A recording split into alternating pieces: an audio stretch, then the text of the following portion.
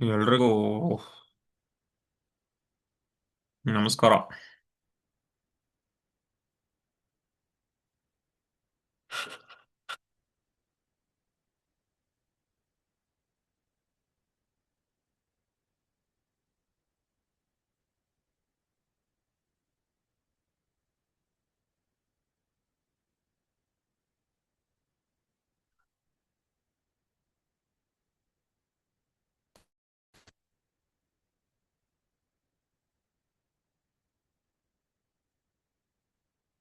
Voice ಬರ್ತಾ ಇದೆಯಾ? Video clear ಇದೆಯಾ?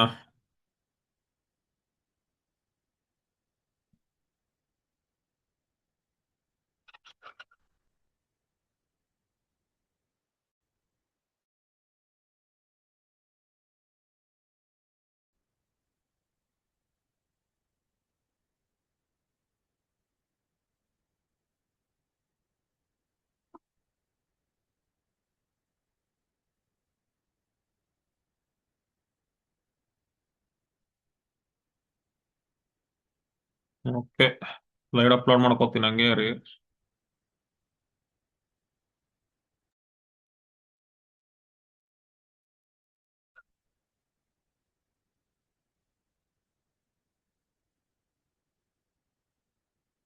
ಓಕೆ, ಜಾಯಿನ್ ಆಗ್ತಾ ಇರೋ ಪ್ರತಿಯೊಬ್ಬರಿಗೂ ನಮಸ್ಕಾರ. ತಮ್ಮೆಲ್ರಿಗೂ Karnataka academy of P S T R, H S T R, G P S T R, T T ಕೋರ್ಸಸ್ಗೆ ಹಾರ್ಟ್ಲಿ ವೆಲ್ಕಮ್.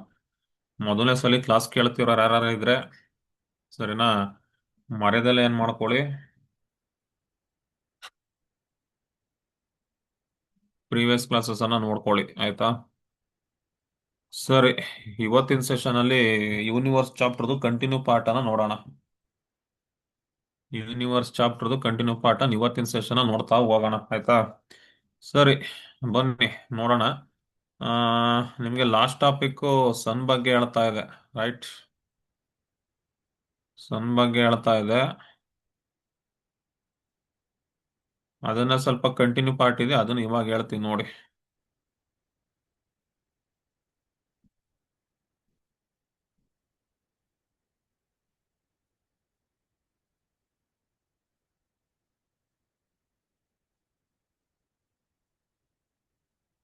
ಓಕೆ, ಸನ್ ಅಂತ ಬಂದಾಗ ಲಾಸ್ಟ್ ಕ್ಲಾಸ್ ಸ್ವಲ್ಪ ಆಗಿತ್ತು. ಇವತ್ತಿನ ಸೆಷನ್ ಅಲ್ಲಿ ಇನ್ನೊಂದ್ ಸ್ವಲ್ಪ ಟಾಪಿಕ್ ಇದೆ, ಅದು ಇನ್ನೊಂದ್ ಸ್ವಲ್ಪ ಹೇಳ್ತೀನಿ ನೋಡಿ.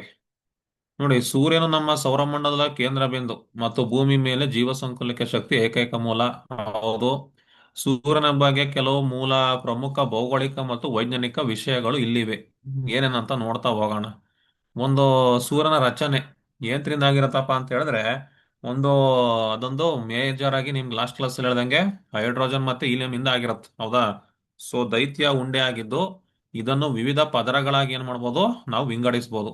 ನೆಕ್ಸ್ಟ್, ಅದನ್ನ ಮೇಯ್ನ್ ಆಗಿ ಒಟ್ಟು ಏನ್ ಮಾಡ್ತೀವಿ, 4 ಪಾರ್ಟ್ ಡಿವೈಡ್ ಮಾಡ್ತೀವಿ. ನಿಮ್ಗೆ ಲಾಸ್ಟ್ ಕ್ಲಾಸ್ ಅಲ್ಲಿ ಅದು ಇಮೇಜಸ್ ನ ತೋರಿಸಿದ್ದೆ. ನೆನ್ನೆ ಕ್ಲಾಸ್ ಇದ್ದಿದೆ ಬೇರೆ, ನೆನ್ನೆದು. ಅದು ನಿಮಗೆ U P S C notes ಹೇಳ್ತಾ ಇದೆ ಪಾಪ. ಕೆಲವೊಬ್ರಿಗೆ ಅದು ನೋಡಿ, ಅದು ಕೊಟ್ರು ಅಲರ್ಜಿಕ್ ಪಾಪ. ಸೊ ಅದು ಬೇಡ, ನಿಮ್ ಇಂಗ್ಲೀಷು ಅಂತ ಹೇಳ್ತಾ ಇದ್ರಿ. ಸೊ ಅದಕ್ಕೆ ನೋಟ್ಸೇ ಕ್ಯಾನ್ಸಲ್ ಮಾಡಿದ್ದೀನಿ. ಸಿಂಪಲ್ ಆಗಿ ಕನ್ನಡದ 4 ಲೈನ್ ಹಾಕಿದ್ದೀನಿ, ಇದನ್ನೇ ನೋಡ್ಕೊಳ್ಳಿ, ಆಯ್ತಾ? ಸೋಲಾರ್ ಡ್ರಿಫ್ಟ್ ಇತ್ತು, ಸೋಲಾರ್ ಸುನಾಮಿ ಹೇಳ್ಬೇಕಾಗಿತ್ತು. ಆ, ಅದು ನಿಮ್ಗೆ ಸುನಾಮಿ ಅವೆಲ್ಲ ಹೇಳ್ಬೇಕಾಗಿತ್ತು, ಅದು ಯಾವ್ದು ಇಲ್ಲವೇ ಇಲ್ಲ ನಿಮ್ಗೆ. ಅದಕ್ಕೆ ನಿಮ್ಗೆ ಒಂದು ಸಪರೇಟ್ ನೋಟ್ಸ್ ಮಾಡಿದ್ದೀನಿ, ಇದನ್ನೇ ಓದ್ಕೊಳ್ಳಿ. ಇದು ನಿಮ್ಗೆ ಲಾಸ್ಟ್ ಕ್ಲಾಸಸ್ ಅಲ್ಲಿ ಇಮೇಜಸ್ ನ ತೋರಿಸಿದೆ ನಿಮ್ಗೆ. ಫೋಟೋಸ್ಪಿಯರ್ ಬರುತ್ತೆ, ಆಮೇಲೆ ಕ್ರೋಮೋಸ್ಪಿಯರ್, ಅದ್ರ ಮೇಲೆ ಕ್ರೋಮೋಸ್ಪಿಯರ್ ಬರುತ್ತೆ, ಅದ್ರ ಮೇಲೆ ಕೊರೋನಾ ಬರುತ್ತೆ, ಹೌದಾ? ಸೊ ಒಳಗ್ ಬರೋದು ಕೋರು, ಅದ್ರ ಮೇಲೆ ರೇಡಿಯೇಟಿವ್ ಝೋನು, ಅದ್ರ ಮೇಲೆ ಬರ್ತಕ್ಕಂಥದ್ದು ಕನ್ವೆಕ್ಟಿವ್ ಝೋನ್ ಅಂತ ಏನ್ ಮಾಡ್ತೀವಿ, ಕರಿತೀವಿ. ಸೊ ಇದನ್ನೇ ಸ್ವಲ್ಪ ಥಿಯರಿ ಪ್ರಕಾರ ನಾವು ನೋಡೋದಾದ್ರೆ, ನೋಡಿ, ಕೋರ್ ಅಂತ ಕೇಳಿದ್ರೆ ಮಧ್ಯಭಾಗ ಬರುತ್ತೆ. ಇಲ್ಲಿ ನ್ಯೂಕ್ಲಿಯರ್ ಫ್ಯೂಷನ್ ಪ್ರಕ್ರಿಯೆ ನಡೀತದೆ. ಇದು ಅಗಾಧ ಶಕ್ತಿಯನ್ನು ಏನ್ ಮಾಡುತ್ತೆ, ಇದು ಉತ್ಪಾದನೆ ಮಾಡುತ್ತೆ. ಇದು ಅಗಾಧ ಶಕ್ತಿಯನ್ನು, ಎನರ್ಜಿನ ಏನ್ ಮಾಡುತ್ತೆ, ರಿಲೀಸ್ ಮಾಡುತ್ತೆ. ಸೊ ಅದಾದ್ಮೇಲೆ ಬರ್ತಕ್ಕಂಥದ್ದು ಫೋಟೋಸ್ಪಿಯರ್. ಸೊ ಇದು ನಮಗೆ ಕಣ್ಣಿಗೆ ಕಾಣ್ತಕ್ಕಂಥ ಸೂರ್ಯನ ಮೇಲ್ಮೈ ಭಾಗ ಅಂತ ಹೇಳ್ಬಿಟ್ಟು ನಾವ್ ಯಾವ್ದಕ್ಕೆ ಹೇಳ್ತೀವಿ, ನಾವು ಫೋಟೋಸ್ಪಿಯರ್ ಕರಿತೀವಿ. ನಮ್ ಕಣ್ಣಿಗೆ ಕಾಣ್ತಕ್ಕಂಥ ಸೂರ್ಯನ ಮೇಲ್ಮೈ ಭಾಗ ನಾವೇನ್ ನೋಡ್ತೀವಲ್ಲ, ಸೊ ಅದನ್ನೇ ನಾವು ಫೋಟೋಸ್ಪಿಯರ್ ಅಂತ ಕರೆಯೋದು. ಅದಾದ್ಮೇಲೆ ಬರ್ತಕ್ಕಂಥದ್ದು ಕ್ರೋಮೋಸ್ಪಿಯರ್, ಸರಿನಾ? ಇದು ಫೋಟೋಸ್ಪಿಯರ್ ಮೇಲಿರುವ ತೆಳುವಾದ ಪದರ ಅಂತ ನಾವು ಕ್ರೋಮೋಸ್ಪಿಯರ್ ಏನ್ ಮಾಡ್ತೀವಿ, ನಾವು ಇದಕ್ಕೆ ಕರಿತೀವಿ, ಸರಿನಾ? ಅದ್ರ ಮೇಲೆ ಬರ್ತಕ್ಕಂಥದ್ದು ಯಾವ್ದಪ್ಪ ಅಂತ ಕೇಳಿದ್ರೆ ಕೊರೋನಾ ಅಂತ ಹೇಳ್ತೀವಿ. ಇದು ಸೂರ್ಯನ ಅತ್ಯಂತ ಹೊರಗಿನ ಪದಾರ್ಥ. ಈ ಗ್ರಹಣದ ಸಮಯದಲ್ಲಿ ಮಾತ್ರ ಬಿಳಿ ಬಣ್ಣದ ಬೆಳಕಿನಂತ ಏನ್ ಮಾಡುತ್ತೆ ನಮ್ಗೆ ಇದು ಕೊರೋನಾ ಅಂತಕ್ಕಂಥದ್ದು ಕಾಣುತ್ತೆ. ಸರಿನಾ? ಇದು ಫೋಟೋಸ್ಪಿಯರ್ ಅಂತಕ್ಕಂಥದ್ದು ಒಳಗಿನ ಪದರ, ಕ್ರೋಮೋಸ್ಪಿಯರ್ ಅಂತಕ್ಕಂಥದ್ದು ಮಿಡಲ್ಲು, ಕೊರೋನಾ ಅಂತಕ್ಕಂಥದ್ದು ಔಟರ್ ಲೇಯರ್. ಇದು ಇದು ಸೂರ್ಯಗ್ರಹಣ ಆಗ್ತಿರ್ಬೇಕಾರೆ ಸೊ ಅವಾಗ ಮಾತ್ರ ನಮ್ಗೆ ಬಿಳಿ ಬಣ್ಣದಲ್ಲಿ ಏನ್ ಮಾಡುತ್ತೆ ಇದು ಕಾಣಿಸ್ಕೊಳತ್ತೆ. ಸೊ ಅದಕ್ಕೆ ನಾವೇನಂತ ಕರಿತೀವಿ, ಕೊರೋನಾ ಅಂತ ಹೇಳ್ಬಿಟ್ಟು ಹೇಳ್ತೀವಿ. ಸೊ ಇದು ಸನ್ ರಿಲೇಟೆಡ್. ಕೋರ್ ಆಯ್ತು, ಫೋಟೋಸ್ಪಿಯರು, ಕ್ರೋಮೋಸ್ಪಿಯರು, ಕೊರೋನಾ ಅಂತ ಏನ್ ಮಾಡ್ತೀವಿ 4 ಪಾರ್ಟ್ ಕರಿತೀವಿ. ಇದೇ ನಿಮ್ಗೆ ಎಕ್ಸಾಮ್ ಪಾಯಿಂಟ್ ಆಫ್ ವ್ಯೂ ಇಂದ ಈ 3 ಪಾಯಿಂಟ್ ಇಂಪಾರ್ಟೆಂಟ್ ನಿಮ್ಗೆ. ಸರಿನಾ? ಸೊ ನೆಕ್ಸ್ಟ್ ಅದೇ ತರನೇ ಇದನ್ನ ಕೆಲವೊಂದು ನ್ಯೂಮರಿಕಲ್ ಡಾಟಾಸ್ ಏನ್ ಬರುತ್ತೆ ಸನ್ ರಿಲೇಟೆಡ್, ಅದನ್ನ ಇಲ್ಲಿ ನೋಡ್ತಾ ಹೋಗೋಣ. ನೋಡಿ, ಆ ಸಂಯೋಜನೆ ಇದು ಏನ್ರಿಂದ ಆಗಿರುತ್ತೆ ಅಂತ ಕೇಳಿದ್ರೆ 73% ಹೈಡ್ರೋಜನ್ ಮತ್ತೆ 25% ಹೀಲಿಯಂ ನಿಂದ ಆಗಿರ್ತದೆ. ಮಿಕ್ಕಿದೊಂದು 2% ಬೇರೆ ಬೇರೆ ಎಲಿಮೆಂಟ್ಸ್ ಗಳೇನಾಗ್ತವೆ ಕಂಡು ಬರ್ತವೆ. ಒಟ್ನಲ್ಲಿ ಸನ್ನಲ್ಲಿ ಬರ್ತಕ್ಕಂಥ ಮೇಜರ್ ಎಲಿಮೆಂಟ್ ಅಂತ ಕೇಳಿದ್ರೆ ಹೈಡ್ರೋಜನ್ ಅಂತ ನಿಮ್ಗೆ ನೆನಪಿರಲಿ. ಇದು ನಮಗೆ ಭೂಮಿಯಿಂದ ಸರಿಸುಮಾರು 15 ಕೋಟಿ ಕಿಲೋಮೀಟರ್ ದೂರದಲ್ಲಿ ಏನಾಗ್ತದೆ ಇದು ಕಂಡು ಬರ್ತದೆ. ಭೂಮಿಯಿಂದ ಸೂರ್ಯನಿಗೆ ಇದೊಂದು 15 ಕೋಟಿ ಕಿಲೋಮೀಟರ್ ದೂರದಲ್ಲಿ ಇದು ಕಂಡು ಬರ್ತದೆ. ಸರಿನಾ? ಸೊ ಹಾಗೇನೆ ಇದು ಬೆಳಕಿನ ವೇಗ ಅಂತ ಬಂದಾಗ ಸೂರ್ಯನ ಬೆಳಕು ಭೂಮಿನ ತಲುಪೋದಕ್ಕೆ ಸುಮಾರು 8 ನಿಮಿಷ 20 ಸೆಕೆಂಡ್ ಟೈಮ್ ತಗೊಳತ್ತೆ. ಸೊ ಲೈಟ್ ಆಫ್ ಸ್ಪೀಡ್ ನಿಮ್ಗೆ ಗೊತ್ತೇ ಇದೆ, 3 × 10⁸ ಮೀಟರ್ ಪರ್ ಸೆಕೆಂಡ್ ಅಂತ ಕರಿತೀವಿ. ಸೊ ಇಲ್ಲಿ 3 × 10⁸ ಮೀಟರ್ ಪರ್ ಸೆಕೆಂಡ್ ಅಂತ ಹೇಳ್ತೀವಿ. ಅಂಥದ್ರಲ್ಲಿ ಇದು 8 ನಿಮಿಷ 20 ಸೆಕೆಂಡ್ ಏನಾಗಿರ್ತದೆ ಟೈಮ್ ಬೇಕಾಗತ್ತೆ ಬೆಳಕಿನ ವೇಗಕ್ಕೆ. ತಾಪಮಾನ ಅಂತ ಬಂದಾಗ ಸೂರ್ಯನ ಮೇಲ್ಮೈ ತಾಪಮಾನ ಸುಮಾರು 5500 ಡಿಗ್ರಿ ಸೆಲ್ಸಿಯಸ್ ಬರುತ್ತೆ. ಇದ್ರ ಟೆಂಪರೇಚರು ಸರಿಸುಮಾರು 5500 ಡಿಗ್ರಿ ಸೆಲ್ಸಿಯಸ್ ಏನಾಗ್ತದೆ ಕಂಡು ಬರ್ತದೆ.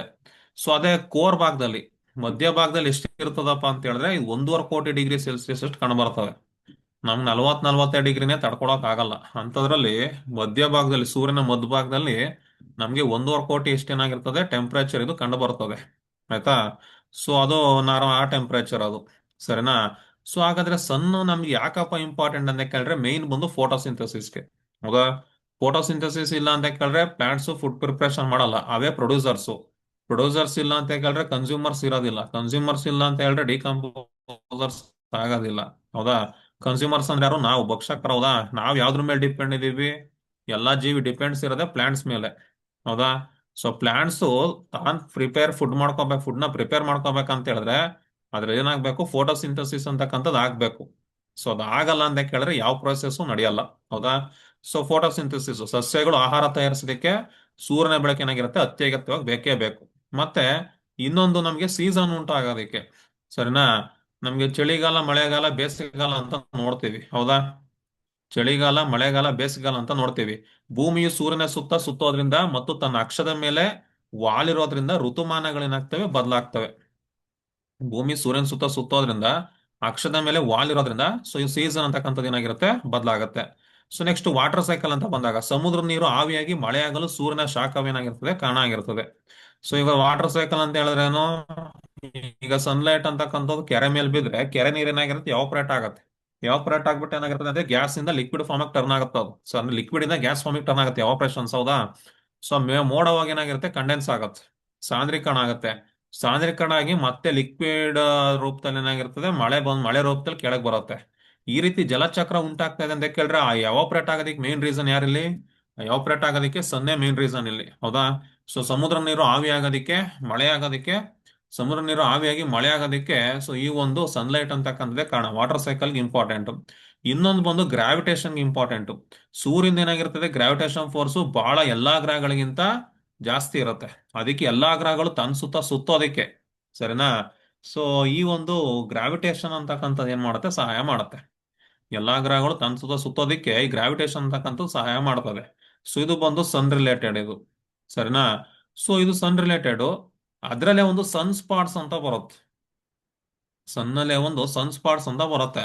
ಸನ್ ಸ್ಪಾಟ್ಸ್ ಅಂತ ಕೇಳಿದ್ರೆ ಸೂರ್ಯನ ಮೇಲ್ಮೈಯಲ್ಲಿ ಕೆಲವೊಮ್ಮೆ ಕಪ್ಪು ಚುಕ್ಕೆಗಳು ಕಾಣಿಸ್ಕೊತವೆ. ಸರಿನಾ? ಇವುಗಳನ್ನ ನಾವೇನಂತ ಹೇಳ್ತೀವಿ, ಸನ್ ಸ್ಪಾಟ್ಸ್ ಅಂತ ಕರಿತೀವಿ. ಸೂರ್ಯನ ಮೇಲ್ಮೈಲಿ ಕೆಲವೊಮ್ಮೆ ಕಪ್ಪು ಚುಕ್ಕೆ ಕಾಣಿಸ್ಕೊತವೆ, ಇವನ್ನೇ ಸನ್ ಸ್ಪಾಟ್ಸ್ ಅಂತ ಕರೆಯೋದು. ಇವು ಸುತ್ತಮುತ್ತಲಿನ ಭಾಗಕ್ಕಿಂತ ಸ್ವಲ್ಪ ಕಡಿಮೆ ತಾಪಮಾನ ಏನಾಗಿರುತ್ತೆ ಹೊಂದಿರ್ತವೆ. ಇಲ್ಲಿ ಸರೌಂಡಿಂಗ್ ಟೆಂಪರೇಚರ್ಗಿಂತ ಸ್ವಲ್ಪ ಕಡಿಮೆ ಟೆಂಪರೇಚರ್ ಅನ್ನ ಈ ಒಂದು ಸನ್ ಸ್ಪಾಟ್ಸ್ ಅಂತಕ್ಕಂಥವೇನಾಗಿರುತ್ತೆ ಹೊಂದಿರುತ್ತೆ. ಇದನ್ನೇ ನಾವೇನಂತ ಕರೆಯೋದು ಸನ್ ಸ್ಪಾಟ್ಸ್ ಅಂತ ಹೇಳೋದು. ಅರ್ಥ ಆಯ್ತಾ? ಸೂರ್ಯನ ಬಗ್ಗೆ ನಿಮ್ಗೆ ಇಷ್ಟು ಇಂಟ್ರೊಡಕ್ಷನ್ ಇದು. ಸೂರ್ಯ ಎಷ್ಟು ದೊಡ್ಡವನೇ ಅಂದ್ರೆ ಅದ್ರೊಳಗಡೆ ಸುಮಾರು 13 ಲಕ್ಷ ಭೂಮಿಗಳನ್ನ ಏನ್ ಮಾಡಬಹುದು, ನಾವಿಡಬಹುದು. ಸೂರ್ಯ ಎಷ್ಟು ದೊಡ್ಡ ಅಂತ ಕೇಳಿದ್ರೆ ನೋಡಿ, ನಮ್ಮ ಭೂಮಿ ದೊಡ್ಡದಾಗಿದೆ ಹೌದಾ, ಆದ್ರೆ 13 ಲಕ್ಷ ಭೂಮಿಗಳನ್ನ ನಾವೇನ್ ಮಾಡಬಹುದು, ಸೂರ್ಯನಲ್ಲಿ ಇಡಬಹುದು. ಇದನ್ನೇ ನಾವು ಸೂರ್ಯನ ಮಹತ್ವ ಅಂತ ಏನ್ ಮಾಡ್ತೀವಿ, ಕರ್ಕೋತೀವಿ. ಅರ್ಥ ಆಯ್ತಾ? ಸೊ ಸನ್ ರಿಲೇಟೆಡ್ ಇಷ್ಟು ನೋಡಿ. ಕ್ಲಿಯರಾ? ಸೊ ನೆಕ್ಸ್ಟ್ ಸಂದು ಬಂದಾಗ ಏಜ್ ನೋಡಿ, ಬರೋಬ್ಬರಿ 4.6 ಬಿಲಿಯನ್ ಇಯರ್ಸ್ ಬರುತ್ತೆ ಅಪ್ರಾಕ್ಸಿಮೇಟು. ಲಾಸ್ಟ್ ಕ್ಲಾಸ್ ಅಲ್ಲಿ ಹೇಳಿದೀನಿದ. ಡಯಾಮೀಟರ್ ನೋಡಿ 1.39 ಮಿಲಿಯನ್ ಕಿಲೋಮೀಟರ್ ಬರುತ್ತೆ, ಅಥವಾ ಸೂರ್ಯನ ಭೂಮಿಗಿಂತ 109 ಟೈಮ್ಸ್ ಬರುತ್ತೆ. ಅರ್ಥ, ಸಾರಿ, ಮೂನ್ ಡಯಾಮೀಟರ್ ಎಷ್ಟ್ರಿ ಅರ್ತಿ ಕಂಪೇರ್ ಮಾಡಿದ್ರೆ? ಕಮೆಂಟ್ ಹಾಕಿ. ಮೂನ್ ಡಯಾಮೀಟರ್ ಎಷ್ಟು? 1/4 ನೆನ್ಪಿಟ್ಟಿದ್ದೀರ ತಾನೆ? ಗ್ರಾವಿಟಿ ಕೇಳ್ದಾಗ 1/6. ಪವಿತ್ರ ಅವ್ರು ಹೇಳ್ದಂಗೆ, ಸರಿನಾ? ಇದು ಕೇಳಿದ್ರೆ 1/4 ನೆನ್ಪಿಡ್ಕೊಳ್ಳಿ. ಸೊ ಅದೊಂದು ಕನ್ಫ್ಯೂಸ್ ಮಾಡ್ಕೋಬೇಡಿ ಮತ್ತೆ. 1/6 ಅಂತ ಸಣ್ಣದ್ರಿಂದ ಓದ್ಕೊ ಬಂದಿರ್ತೀರ ಅನ್ಕೊಂಡಿರ ಮತ್ತೆ. ಮೊನ್ನೆ ನಮ್ದು ಮನೆ ಸ್ವಲ್ಪ ಬುಕ್ನೆಲ್ಲ ಕ್ಲೀನ್ ಮಾಡ್ತಾ ಇದೆ, ಹಳೆ ಒಂದ್ ಚೀಲದಲ್ಲಿ 2015 ಎಡಿಷನ್ದು ಟೆಕ್ಸ್ಟ್ ಬುಕ್ ಸಿಕ್ತು ನನಗೆ. 2015 ಟೆಕ್ಸ್ಟ್ ಬುಕ್ ಸಿಕ್ತು ಸೈನ್ಸ್. ಅಯ್ಯೋ ಇಷ್ಟು ದಪ್ಪ ಇದೆ. ಸರಿನಾ? ಅದು ಏನ್ ಅಲ್ಟಿಮೇಟ್ ಇದೆ ಅಂದ್ರೆ, ಇಸ್ರೋದೆಲ್ಲ ಕೊಟ್ಟಿದ್ದಾನೆ ಅದ್ರಲ್ಲಿ, ನೀವು ಓದಿರ್ತೀರ ಅನ್ಕೊಂಡಿದ್ದೀನಿ. ಇಸ್ರೋ ಬಗ್ಗೆ, ರಾಕೆಟ್ಸ್ ಬಗ್ಗೆ ಎಲ್ಲ ಇದೆ. ಅದೇನ್ ಇವಾಗ, ಅದ್ ಏನೂ ಇಲ್ಲ. ಏನೂ ಇಲ್ಲ ಬುಕ್ಕಲ್ಲಿ, ಇವಾಗಿನ ಸೈನ್ಸ್ ಬುಕ್ಕಲ್ಲಿ, SLC ಬುಕ್ಕಲ್ಲಿ ಏನಂದ್ರೆ ಏನೂ ಇಲ್ಲ ಅದ್ರಲ್ಲಿ. ಆಯ್ತಾ? ಕೆಮಿಕಲ್ ರಿಯಾಕ್ಷನ್ಸ್ ಚಾಪ್ಟರ್ ಇಟ್ಟಿದ್ದಾನೆ, ಪಿರಿಯಾಡಿಕ್ ಟೇಬಲ್ ಕೊಟ್ಟಿಲ್ಲ. ಪಿರಿಯಾಡಿಕ್ ಟೇಬಲ್ ಇಲ್ದಲ್ಲಿ ಕೆಮಿಕಲ್ ರಿಯಾಕ್ಷನ್ಸ್ ಹೆಂಗ್ ಅರ್ಥ ಮಾಡ್ಕೋತಾರಲ್ವ ಹುಡುಗರು? ಪಿರಿಯಾಡಿಕ್ ಟೇಬಲ್ ಇಲ್ಲದೆ ಕೆಮಿಕಲ್ ರಿಯಾಕ್ಷನ್ಸ್ ಹೆಂಗ್ ಅರ್ಥ ಮಾಡ್ಕೋತಾರೆ? ಹೌದಾ? ಸೊ ಇವಾಗ ಇದೆಲ್ಲ ಈ ತರ ನೋಡಿ. ಸರಿ ಬಿಡಿ, ಏನೋ ಒಂದು. ಹಾ, ಮತ್ತೇನೋ ಇವಾಗೆಲ್ಲ BO ಎಲ್ಲ ಮನೆಗೆ ಹೋಗಿ ಏನೇನೆಲ್ಲ ಅದು ಮಾಡೋದು ಇದು ಮಾಡೋದೆಲ್ಲ ಮಾಡ್ತಿದಾರಂತೆ. ಅಲ್ಲ, ನಾ ಮನೆಗೆ ಹೋಗಿ SLC ರಿಸಲ್ಟ್ ಜಾಸ್ತಿ ಬರ್ಲಿ ಅಂತ ಹೇಳಿ ಮೊನ್ನೆ ಚಿಕ್ಕಮಂಗ್ಳೂರ್ ಒಂದು ಹುಡುಗಿ ಸೂಸೈಡ್ ಮಾಡ್ಕೊಂಡಿದೆ. BO ಮನೆಗೆ ಹೋಗ್ಬಿಟ್ಟು ನೀನ್ ಚೆನ್ನಾಗಿ ಓದ್ಬೇಕು, ಯಾಕೋ ಮಾರ್ಕ್ಸ್ ಕಮ್ಮಿ ಬಂದ್ ನಿಂದು ಅಂತ ಹೇಳಿದಾರೆ. ಹೇಳಿ ವಾಪಸ್ ಬರ್ತಿದಂಗೆ ಹ್ಯಾಂಗ್ ಹಾಕಲ್ ಸತ್ತೋಗಿ. ಮತ್ತೆ 7 ರಿಂದ 9 ಗಂಟೆ ಮೊಬೈಲ್ ಯೂಸ್ ಮಾಡಬೇಡ ಅಂತ ಹೇಳಿದಾರಂತೆ. ನಾನ್ ಹೇಳ್ತೀನಿ, ಮೊಬೈಲ್ ಯೂಸ್ ಮಾಡ್ಬೇಕಂಡ್ರಿ ನೀವು, ಫೀಲ್ಡ್ ಅಲ್ಲಿ ಇದ್ದವ್ರು ನೀವಾಯ್ತು, SLC ಮಕ್ಳಾಯ್ತು, ಯಾರೇ ಆಯ್ತು. ಸರಿನಾ? ಇವಾಗ ಯೂಟ್ಯೂಬ್ ಅಲ್ಲಿ ಸಿಗ್ತಕ್ಕಂಥ ಸೋರ್ಸಸ್ ಬೇರೆ ಎಲ್ಲೂ ಸಿಗಲ್ಲ. ಕ್ಲಾಸಸ್ ಆಯ್ತು, ಆಪ್ಸ್ ಗಳಾಯ್ತು, ಅಲ್ಲಿ ಸಿಗೋ ಸೋರ್ಸಸ್ ಬೇರೆ ಕಡೆ ಸಿಗದೇ ಇಲ್ಲ. ಹೌದಾ? ಸೊ ಮೊಬೈಲ್ ಯೂಸ್ ಮಾಡಬೇಡ ಅಂತ ಹೇಳ್ತಾರೆ. ಯೂಸ್ ಮಾಡಬೇಕು, ಮಾಡೋ ವೇಲ್ ಯೂಸ್ ಮಾಡಬೇಕು. ಈಗ ನೀವು ಯೂಸ್ ಮಾಡ್ತೀರಾ. ಈಗ ದಿನಕ್ಕೆ ಒಂದು ಅರ್ಧ ಗಂಟೆ ಓಕೆ. ಡೈಲಿ ನೀವು ಇನ್ಸ್ಟಾಗ್ರಾಮ್ ಮತ್ತೆ ಫೇಸ್ಬುಕ್ ಅಲ್ಲಿ ಇದ್ರೆ ಅದು ನಿಮ್ಗೆ ಹೆಲ್ಪ್ಫುಲ್ ಇಲ್ಲ. ಅದೇ ನೀವು ಆಪ್ ಪರ್ಪಸ್ ಅಥವಾ ಯೂಟ್ಯೂಬ್ ಕ್ಲಾಸ್ ನೋಡೋದಕ್ಕೆ ಯೂಸ್ ಮಾಡ್ಕೊಂಡ್ರಿ ಅಂತ ತಿಳ್ಕೊಳ್ಳಿ. ಸರಿನಾ? ಅವಾಗ ಏನಾಗಿರುತ್ತೆ, ಅದಕ್ಕೆ ಯೂಸ್ ಆಗತ್ತೆ. ಸರಿನಾ? ಓಕೆ. ನೆಕ್ಸ್ಟ್ ನೋಡಿ. ನೋಡಿ, ಇದು 4.6 billion years age. Last class ಅಲ್ಲಿ ಹೇಳಿದೀನಿ ನಿಮ್ಗೆ ಇದು. ಡಯಾಮೀಟರ್ 1.39, ಟೆಂಪರೇಚರ್ 6000 ಡಿಗ್ರಿ ಸೆಲ್ಸಿಯಸ್, ಮಧ್ಯಭಾಗ 16 ಮಿಲಿಯನ್ ಡಿಗ್ರಿ, ಗ್ರಾವಿಟಿ 274, ನಮ್ದು ಅರ್ತ್ ಇಂದು 9.8, ಮೂನಿಂದು 1.62 ಲಾಸ್ಟ್ ಕ್ಲಾಸ್ ಆಗಿದೆ. ರೊಟೇಷನಲ್ ಸ್ಪೀಡು 25 ದಿನ, 9 ಕಿಲೋಮೀಟರ್ ಪರ್ 25 ದಿನ. ಪೀರಿಯಡ್ ಆಫ್ ರೊಟೇಷನ್ 25 ದಿನ. 9 ಕಿಲೋಮೀಟರ್ ಪರ್ ಅವರ್ ಏನಿದು?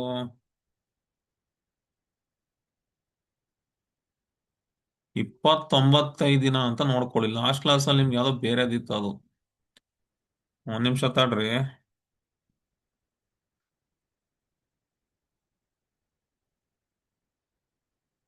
ಅದನ್ನೇ ಇಲ್ಲಿಗೆ ಹಾಕೊಂಡಿದ್ದು ಇನ್ಫಾರ್ಮೇಶನ್.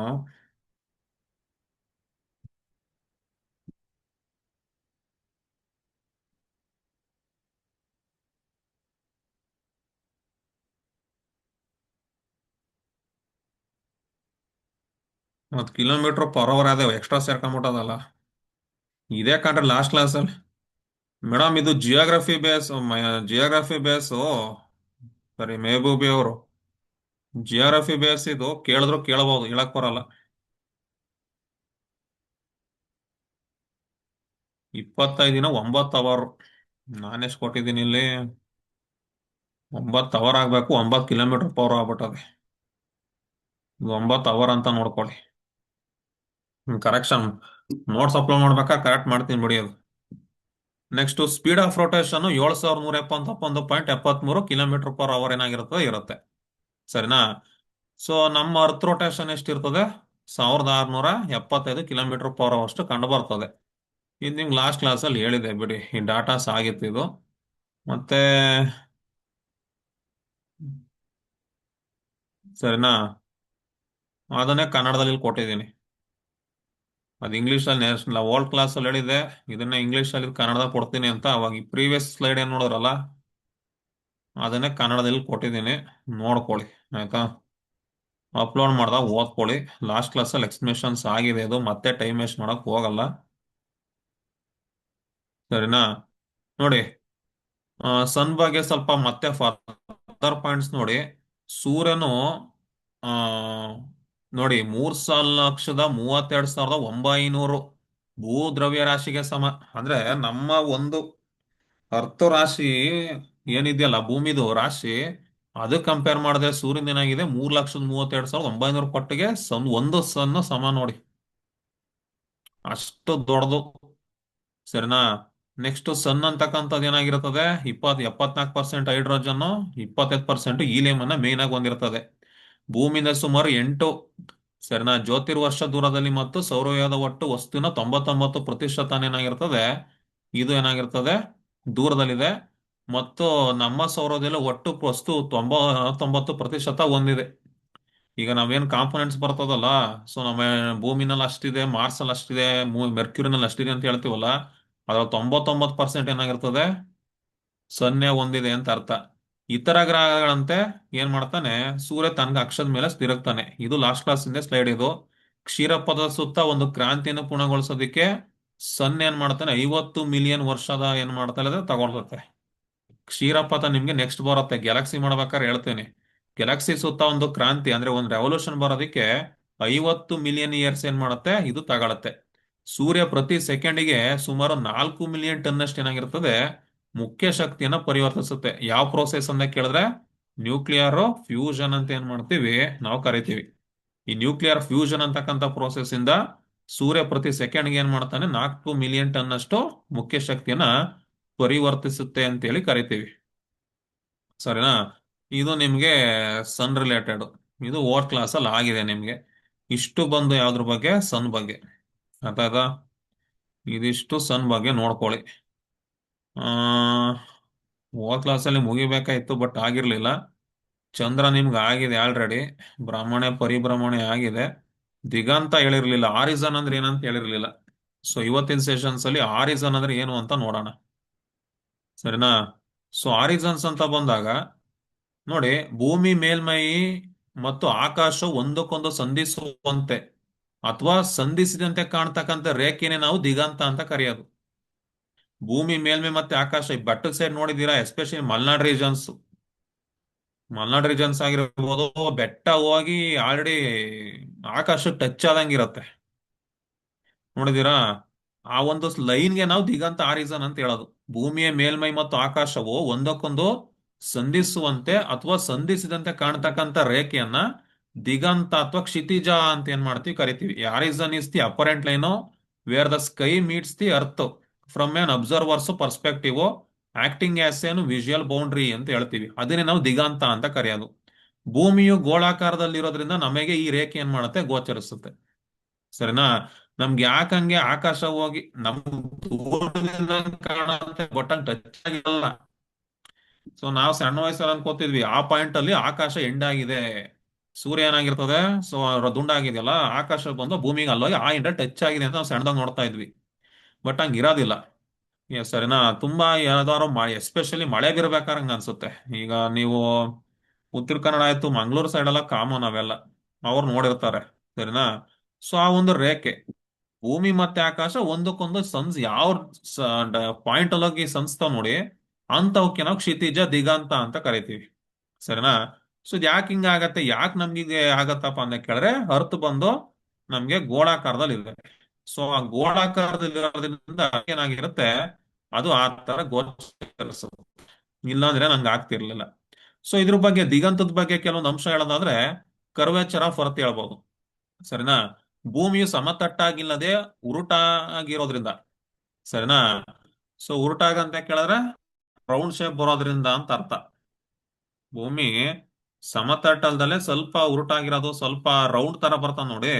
ಸೊ ಹಂಗಾಗಿ ಏನಾಗತ್ತಪ್ಪ ಅಂತ ಕೇಳಿದ್ರೆ ನಮ್ಗೆ ಈ ತರ ಉಂಟಾಗತ್ತೆ. ಸರಿನಾ? ಉರುಟಾಗಿರೋದ್ರಿಂದ ಅಂತ ಹೇಳಿದ್ರೆ ಒಂಥರ ಬಾಲ್ ತರ ಸ್ಪಿಯರ್ ಇರೋದ್ರಿಂದ ನಮ್ಮ ಕಣ್ಣಿನ ನೋಟವು ಒಂದು ಹಂತದ ನಂತರ ಭೂಮಿಯ ಮೇಲ್ಮೈಯನ್ನು ದಾಟಿ ಆಕಾಶದತ್ತ ಸಾಗತ್ತೆ. ಆ ಕೊನೆ ಬಿಂದುನೇ ನಾವೇನಂತ ಹೇಳಿ ಕ್ಷಿತಿಜ ಅಂತ ಕರಿತೀವಿ. ಭೂಮಿ ಕಣ್ಣಿನ ನೋಟ ಒಂದು ಹಂತದ ನಂತರ ಭೂಮಿ ಮೇಲ್ಮೈನು ದಾಟಿ ಆಕಾಶದತ್ತ ಸಾಗತ್ತೆ, ಅದನ್ನೇ ನಾವು ಕ್ಷಿತಿಜ ಅಂತ ಕರೆಯೋದು. ಎತ್ತರ ಮತ್ತು ದೂರ ಅಂತ ಬಂದಾಗ ಒಬ್ಬ ವ್ಯಕ್ತಿ ಎಷ್ಟು ಎತ್ತರದಲ್ಲಿರುತ್ತಾನೋ ಅಷ್ಟು ದೂರದವರೆಗೆ ದಿಗಂತ ವಿಸ್ತರಿಸುತ್ತೆ. ಈಗ ಎಲ್ರಿಗೂ ಒಂದೇ ತರ ಕಾಣಲ್ಲ ಹಾರಿಜಾನ್. ಒಬ್ಬ ಹೈಟ್ ಇರ್ತಾನಲ್ಲ ಅವನ್ಗೆ ಏನಾಗಿರ್ತದೆ, ಸ್ವಲ್ಪ ದೂರ ಇದ್ದಂಗೆ ಕಾಣತ್ತೆ. ಕೂಳಗಿದ್ದಂಗೆ ಸ್ವಲ್ಪ ಹತ್ರ ತರ ಕಾಣತ್ತೆ. ಹಂಗಿರಲ್ಲ, ಬಟ್ ನಮಗೆ ಆತರ ಫೀಲ್ ಆಗತ್ತೆ. ಇವಾಗ ಹೆಂಗೆ TIR ಅಂತಕ್ಕಂಥದ್ದು ಆಗತ್ತಲ್ಲ ಆ ತರ. ಒಬ್ಬ ವ್ಯಕ್ತಿ ಎಷ್ಟೇ ಎತ್ತರದಲ್ಲಿ ಇರ್ತಾನೋ ಅಷ್ಟೇ ದೂರದವರೆಗೆ ಈ ದಿಗಂತ ಅಂತಕ್ಕಂಥದ್ದು ಏನಾಗಿರುತ್ತೆ, ವಿಸ್ತರಿಸುತ್ತೆ ಅಂತ ಹೇಳ್ತೀವಿ. ನೀವು ಸಮುದ್ರ ಮಟ್ಟದಲ್ಲಿ ನಿಂತಿದ್ದರೆ ದಿಗಂತವು ಸುಮಾರು 4.8 ಕಿಲೋಮೀಟರ್ ದೂರದಲ್ಲಿ ಕಾಣಿಸುತ್ತೆ. ನೀವು ಬೆಟ್ಟದ ಮೇಲೆ ನಿಂತರೆ ದಿಗಂತವು ಇನ್ನೂ 16 ಕಿಲೋಮೀಟರ್ಗಳಷ್ಟು ದೂರ ಏನಾಗಿರುತ್ತೆ, ಸರಿಯುತ್ತೆ ಅಂತ ಅರ್ಥ. ಅಂದ್ರೆ ನಾವು ಎಷ್ಟು ದೂರದಲ್ಲಿದ್ದೀವಿ, ಎಷ್ಟು ಹೈಟ್ ಅಲ್ಲಿದ್ದೀವಿ ಅನ್ನೋ ಬೇಸ್ ಮೇಲೆ ಈ ಒಂದು ಆರಿಸನ್ ಅಂತಕ್ಕಂಥದ್ದು ನಮ್ಗೆ ಉಂಟಾಗತ್ತೆ. ಸರಿನಾ? ಈಗ ನಿಮ್ ದೂರದಲ್ಲಿ ಯಾವ್ದೋ ಒಂದು ಬೆಟ್ಟ ಇರುತ್ತೆ, ಅಲ್ಲಿ ನಮ್ಗೆ ನಂಗೆ ಅನ್ಸಲ್ಲ. ಸ್ವಲ್ಪ ನಾವು ಬೆಟ್ಟದ ಹತ್ರದಿದ್ರೆ ಏನಾಗಿರುತ್ತೆ, ನಮ್ಗೆ ಆತರ ಫೀಲ್ ಆಗತ್ತೆ ಹೊರತು ಎಲ್ಲಾ ಟೈಮ್ ಏನಾಗಲ್ಲ, ನಮ್ಗೆ ಹಂಗೆ ಫೀಲ್ ಆಗಲ್ಲ. ಸರಿನಾ? ನೆಕ್ಸ್ಟ್ ಇನ್ನೊಂದು ವಾತಾವರಣದ ವಕ್ರೀಭವನ, ಅಟ್ಮಾಸ್ಫಿಯರಿಕ್ ರಿಫ್ರಾಕ್ಷನ್ಸ್ ಅಂತ ಹೇಳ್ತೀವಿ. ಸೂರ್ಯನ ಬೆಳಕು ವಾತಾವರಣದಲ್ಲಿ ಹಾದು ಹೋಗುವಾಗ ಸ್ವಲ್ಪ ಬಾಗತ್ತೆ. ಸರಿನಾ? ಬೆಂಡ್ ಆಗ್ತಕ್ಕಂಥ ಕಾಮನ್. ಹೌದಾ? ಸೊ ಸ್ಕ್ಯಾಟರಿಂಗ್ ಆಫ್ ಲೈಟ್ ಆಗುವತ್ತೆ, ರಿಫ್ರಾಕ್ಷನ್ ರೀಸನ್ ಏನು ಬೆಂಡ್ ಆಗತ್ತೆ. ಇದರಿಂದಾಗಿ ನಮ್ಗೆ ನೈಜ ದಿಗಂತಕ್ಕಿಂತ ಸ್ವಲ್ಪ ದೂರದವರೆಗೆ ದೃಶ್ಯಗಳೇನಾಗಿರುತ್ತೆ, ಕಾಣಿಸುತ್ತೆ ಅಂತ ಹೇಳ್ತೀವಿ. ಸರಿನಾ? ಸೂರ್ಯ ವಾತಾವರಣದಲ್ಲಿ ಹಾದು ಹೋಗ್ಬೇಕಾ ಸ್ವಲ್ಪ ಬಾಗ್ತದೆ ಅಂತ ಕೇಳಿದ್ರೆ ರಿಫ್ರಾಕ್ಷನ್ಸ್ ಆಗೇ ಆಗುತ್ತೆ. ಈಗ ಕಾಮನಬಿಲ್ ಉಂಟಾಗೋದಕ್ಕೆ ರೀಸನ್ಸ್ ಏನೇನಂತ ಹೇಳ್ತೀವಿ? ರಿಫ್ರಾಕ್ಷನ್, TIR, ಡಿಸ್ಪರ್ಷನ್ಸ್ ಅಂತ ಕರಿತೀವಿ. ಹೌದಾ? ಹಂಗೆ ವಾತಾವರಣದಲ್ಲಿ ಹಾದು ಹೋಗ್ಬೇಕಾದ್ರೆ ಸ್ವಲ್ಪ ಬೆಂಡ್ ಆಗತ್ತಲ್ಲ, ಇದರಿಂದ ನಮ್ಗೆ ನೈಜ ದಿಗಂತಕ್ಕಿಂತ ಸ್ವಲ್ಪ ದೂರದವರೆಗೆ ಈ ರೀತಿ ದೃಶ್ಯಗಳೇನಾಗ್ತಾವ, ಕಾಣಿಸ್ಕೊತವೆ. ಸರಿನಾ? ಇದು ಮತ್ತೊಂದು ಪಾಯಿಂಟ್ ಇದು. ಸರಿನಾ? ಇನ್ನೊಂದು ಆ ಇನ್ನೊಂದು ನೋಡಿ, ವಿಜ್ಞಾನದ ಪ್ರಕಾರ ನಾವು ಒಟ್ಟು ಏನ್ ಮಾಡಬಹುದು, ಎರಡು ತರ ಡಿವೈಡ್ ಮಾಡಬಹುದು. ಯಾವ್ದನ್ನ? ಈ ಒಂದು ಆರಿಸನ್ ಅನ್ನ ಕಣ್ಣಿಗೆ ನೇರವಾಗಿ ಕಾಣುವ ಭೂಮಿ ಮತ್ತು ನೆಲದ ಮೇಲೆ ಮಿಲನ ರೇಖೆ ನನ್ನ ವಿಸಿಬಲ್ ಆರಿಜಿನ್ ಅಂತ ಕರಿತೀವಿ. ಕಣ್ಣಿಗೆ ನೇರವಾಗಿ ಕಾಣ್ತಕ್ಕಂಥ ಭೂಮಿ. ಸರಿನಾ? ಕಣ್ಣಿಗೆ ನೇರವಾಗಿ ಕಾಣ್ತಕ್ಕಂಥ ಭೂಮಿ ಮತ್ತು ಆಕಾಶದ ಮಿಲನ ರೇಖೆ ಅಂದ್ರೆ ಒಂದಕ್ಕೊಂದು touch of first starting definition ಇರ್ತಲ್ಲ, ಅದೇ ಪಾಯಿಂಟ್ ಇದು. ಸೊ ಭೂಮಿ ಮತ್ತು ಆಕಾಶ ಎಲ್ಲಿ ಜಾಯ್ನ್ ಆಗತ್ತಲ್ಲ ಅದನ್ನು ವಿಸಿಬಲ್ ಆರಿಜಿನ್ ಅಂತ ಕರಿತೀವಿ. ಇಲ್ಲಿ ಕಟ್ಟಡಗಳು, ಮರಗಳು ಅಥವಾ ಬೆಟ್ಟಗಳು ಅಡ್ಡ ಬರ್ಬೋದು. ನೀವು ಅದನ್ನ ನೋಡ್ಬೇಕಂತ ಕೇಳಿದ್ರೆ ಫುಲ್ ಖಾಲಿ ಸ್ಪೇಸ್ ಇರಬೇಕು. ಕಟ್ಟಡ ಅಥವಾ ಮರ ಅಡ್ಡ ಬಂದ್ರೆ, ಬೆಟ್ಟ ಅಡ್ಡ ಬಂದ್ರೆ ಏನಾಗಲ್ಲ, ನಮ್ಗೆ ಅದು ಕಾಣೋದಿಲ್ಲ ಕರೆಕ್ಟ್ ಆಗಿ. ಇನ್ನೊಂದು ಆಸ್ಟ್ರೋನಾಮಿಕಲ್ ಆರಿಜಿನ್ ಅಂತ ಕರಿತೀವಿ. ಆಸ್ಟ್ರೋನಮಿ ಅಂತ ಕೇಳಿದ್ರೆ ಹೆಸರು ಹೇಳ್ತಾ ಇದೆ. ಸೊ ಇದನ್ನ ಕಣ್ಣಿನ ಮಟ್ಟದಲ್ಲಿ ಇರ್ತಕ್ಕಂಥದ್ದು ಕಾಲ್ಪನಿಕ ರೇಖೆ ಆಗಿದ್ದು, ಖಗೋಳಶಾಸ್ತ್ರ ಆಸ್ಟ್ರೋನಮಿಯಲ್ಲಿ ನಕ್ಷತ್ರಗಳ ಸ್ಥಾನವನ್ನ ಗುರುತಿಸಲು ಏನ್ ಮಾಡ್ತೀವಿ, ನಾವು ಬಳಕೆ ಮಾಡ್ತೀವಿ. ನಕ್ಷತ್ರಗಳ ಸ್ಥಾನವನ್ನ ಗುರುತಿಸೋದಕ್ಕೆ ನಾವು ಈ ಒಂದು ಆಸ್ಟ್ರೋನಾಮಿಕಲ್ ಆರಿಸನ್ ಅನ್ನ ನಾವು ಬಳಕೆ ಮಾಡ್ತೀವಿ. ಅದನ್ನೇ ನಾವೇನಂತ ಹೇಳೋದು, ಖಗೋಳ ದಿಗಂತ ಅಂತ ಕರೆಯೋದು. ಸೊ ಅದನ್ನೇ ನಾವು ಖಗೋಳ ದಿಗಂತ ಅಂತ ಏನ್ ಮಾಡ್ತೀವಿ, ನಾವು ಹೇಳ್ತೀವಿ. ಸರಿನಾ? ಇದು ಬಂದು ಎರಡು ಟೈಪ್ಸ್. ಒಂದು ಆ ವಿಸಿಬಲ್ ಅಂದ್ರೆ ನೀವು ಬೆಟ್ಟದಲ್ಲಿ ನೋಡ್ತಿರಲ್ಲ ಅದು. ಆಸ್ಟ್ರೋನಾಮಿಕಲ್ ಅಂತ ಕೇಳಿದ್ರೆ ಇದನ್ನ ಆಸ್ಟ್ರೋನಮಿಲ್ ಬಳಕೆ ಮಾಡ್ತೀವಿ. ಸ್ಟಾರ್ ಪೊಸಿಷನ್ ಅನ್ನ ಐಡೆಂಟಿಫೈ ಮಾಡೋದಕ್ಕೆ ನಾವು ಇದನ್ನ ಬಳಕೆ ಮಾಡ್ತೀವಿ. ಸ್ಟಾರ್ ಪೊಸಿಷನ್ ಅನ್ನ ಐಡೆಂಟಿಫೈ ಮಾಡೋದಕ್ಕೆ ಬಳಕೆ ಮಾಡ್ತೀವಿ. ಸೊ ಇದನ್ನ ನಾವೇನಂತ ಹೇಳ್ತೀವಿ, ಆಸ್ಟ್ರೋನಾಮಿಕಲ್ ಆರಿಜನ್ಸ್ ಅಂತ ಕರೆಯೋದು. ಆಸ್ಟ್ರೋನಾಮಿಕಲ್ ಆರಿಸನ್ ಅಂತ ಏನ್ ಮಾಡ್ತೀವಿ, ನಾವ್ ಹೇಳ್ತೀವಿ. ಸರಿನಾ? ಇನ್ನೊಂದು ಜಿಯೋಗ್ರಫಿಕಲ್ ಇಂಪಾರ್ಟೆನ್ಸ್ ನಮ್ಗೆ ಇದರಿಂದ ಏನಕ್ಕೆ ಇಂಪಾರ್ಟೆಂಟ್ ಆಗುತ್ತೆ ಆರಿಸನ್ ಅಂತ ಹೇಳಿದ್ರೆ, ಒಂದು ಸೈಲರ್ಸ್ ಅಂದ್ರೆ ನಾವಿಕರಿಗೆ ಏನಾಗಿರುತ್ತೆ ನೆರವು. ಇದರಿಂದ ನಾವಿಕರಿಗೆ ಏನಾಗಿರುತ್ತೆ, ನೆರವಾಗತ್ತೆ. ಹೆಂಗೆ? ಸಮುದ್ರಯಾನ ಮಾಡ್ಬೇಕಾದ್ರೆ ಹಡಗುಗಳು ದಿಗಂತವನ್ನು ಆಧರಿಸಿ ತಮ್ಮ ದಿಕ್ಕನ್ನ ಗುರುತಿಸ್ತಾ ಇದ್ವು ಮುಂಚೆ.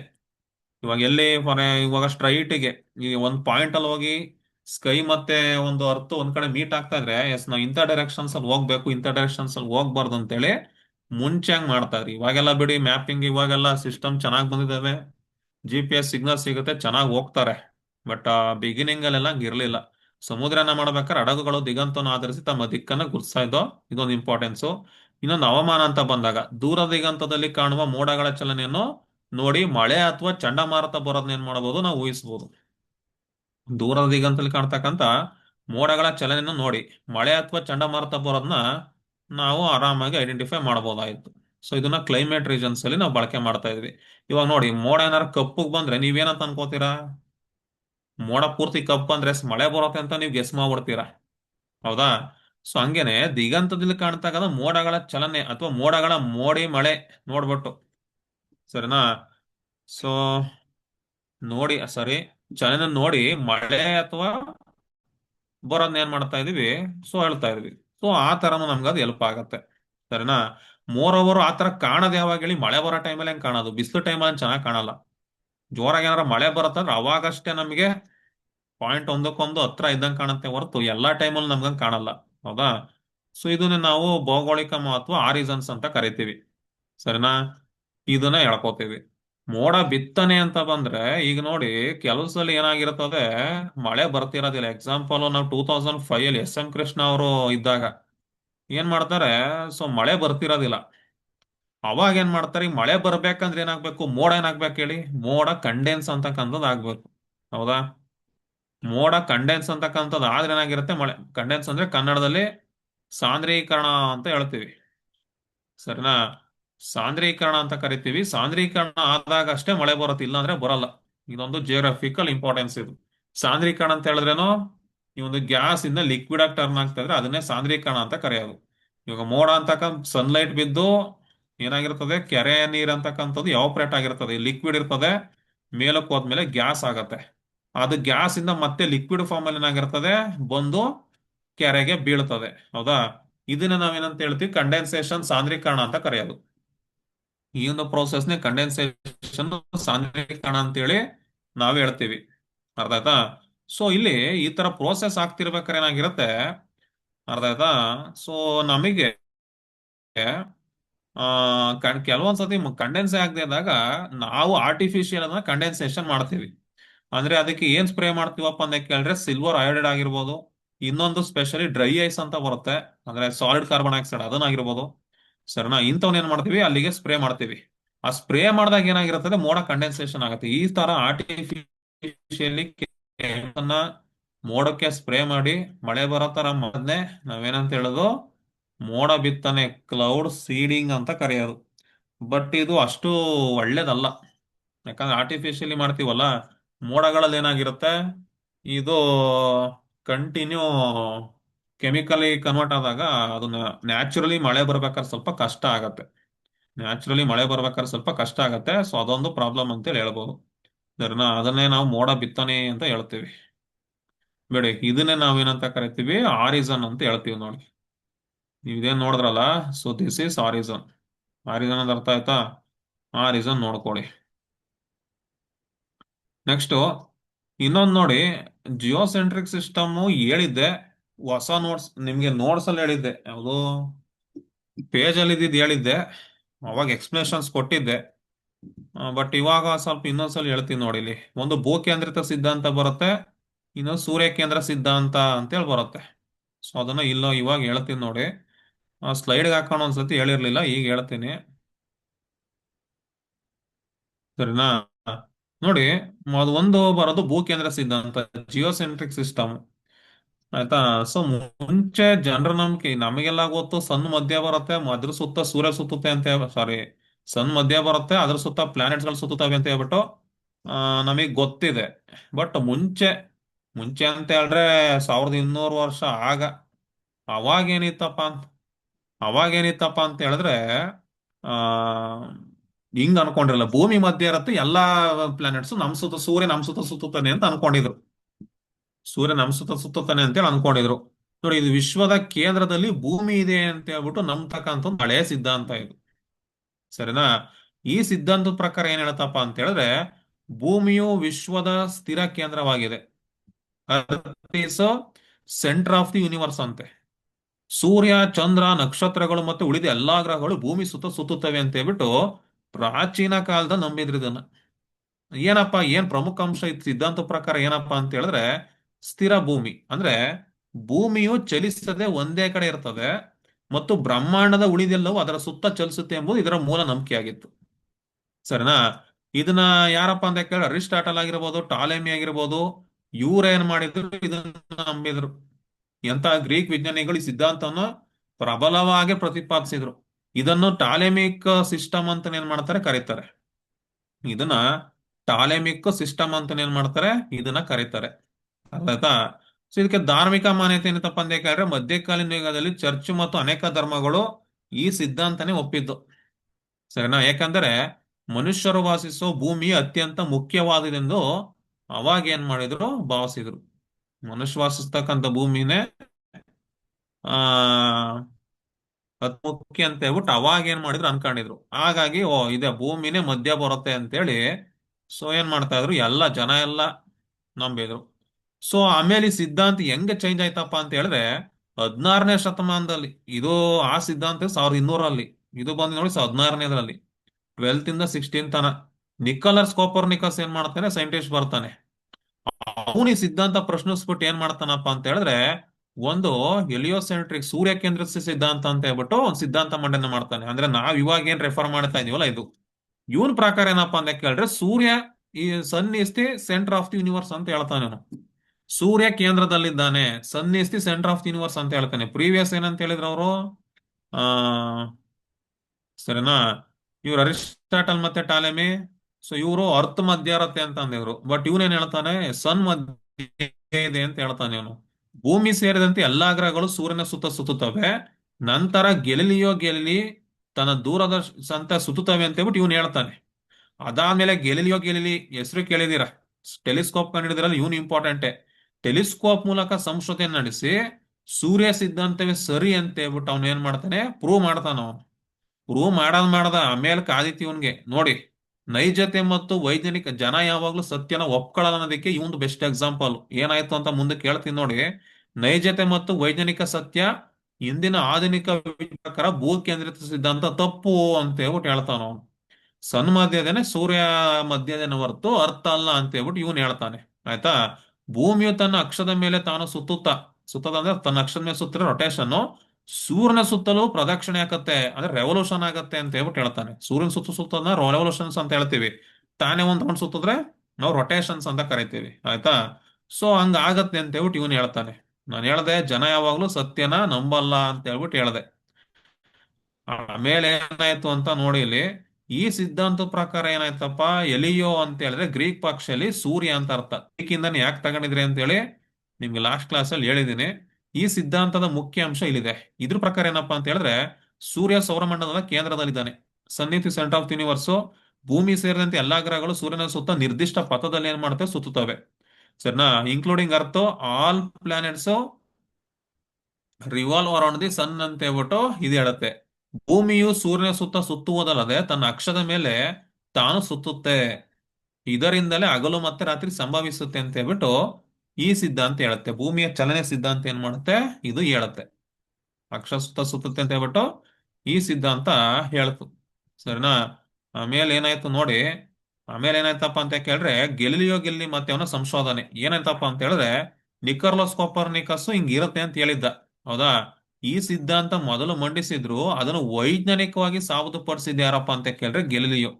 ಅವರು ತಮ್ಮ ಸ್ವಯಂ ನಿರ್ಮಿತ ಟೆಲಿಸ್ಕೋಪ್ ಮೂಲಕ ಕೆಲವು ಪ್ರಮುಖ ವಿಷಯಗಳನ್ನ ಪತ್ತೆ ಹಚ್ಚಿದ್ರು. ಅದಕ್ಕೆ ಟೆಲಿಸ್ಕೋಪ್ ಮಾಡಿದ್ದು ಗೆಲಿಲಿಯೋ ಅಂತ ಹೇಳೋದು ನಾವು.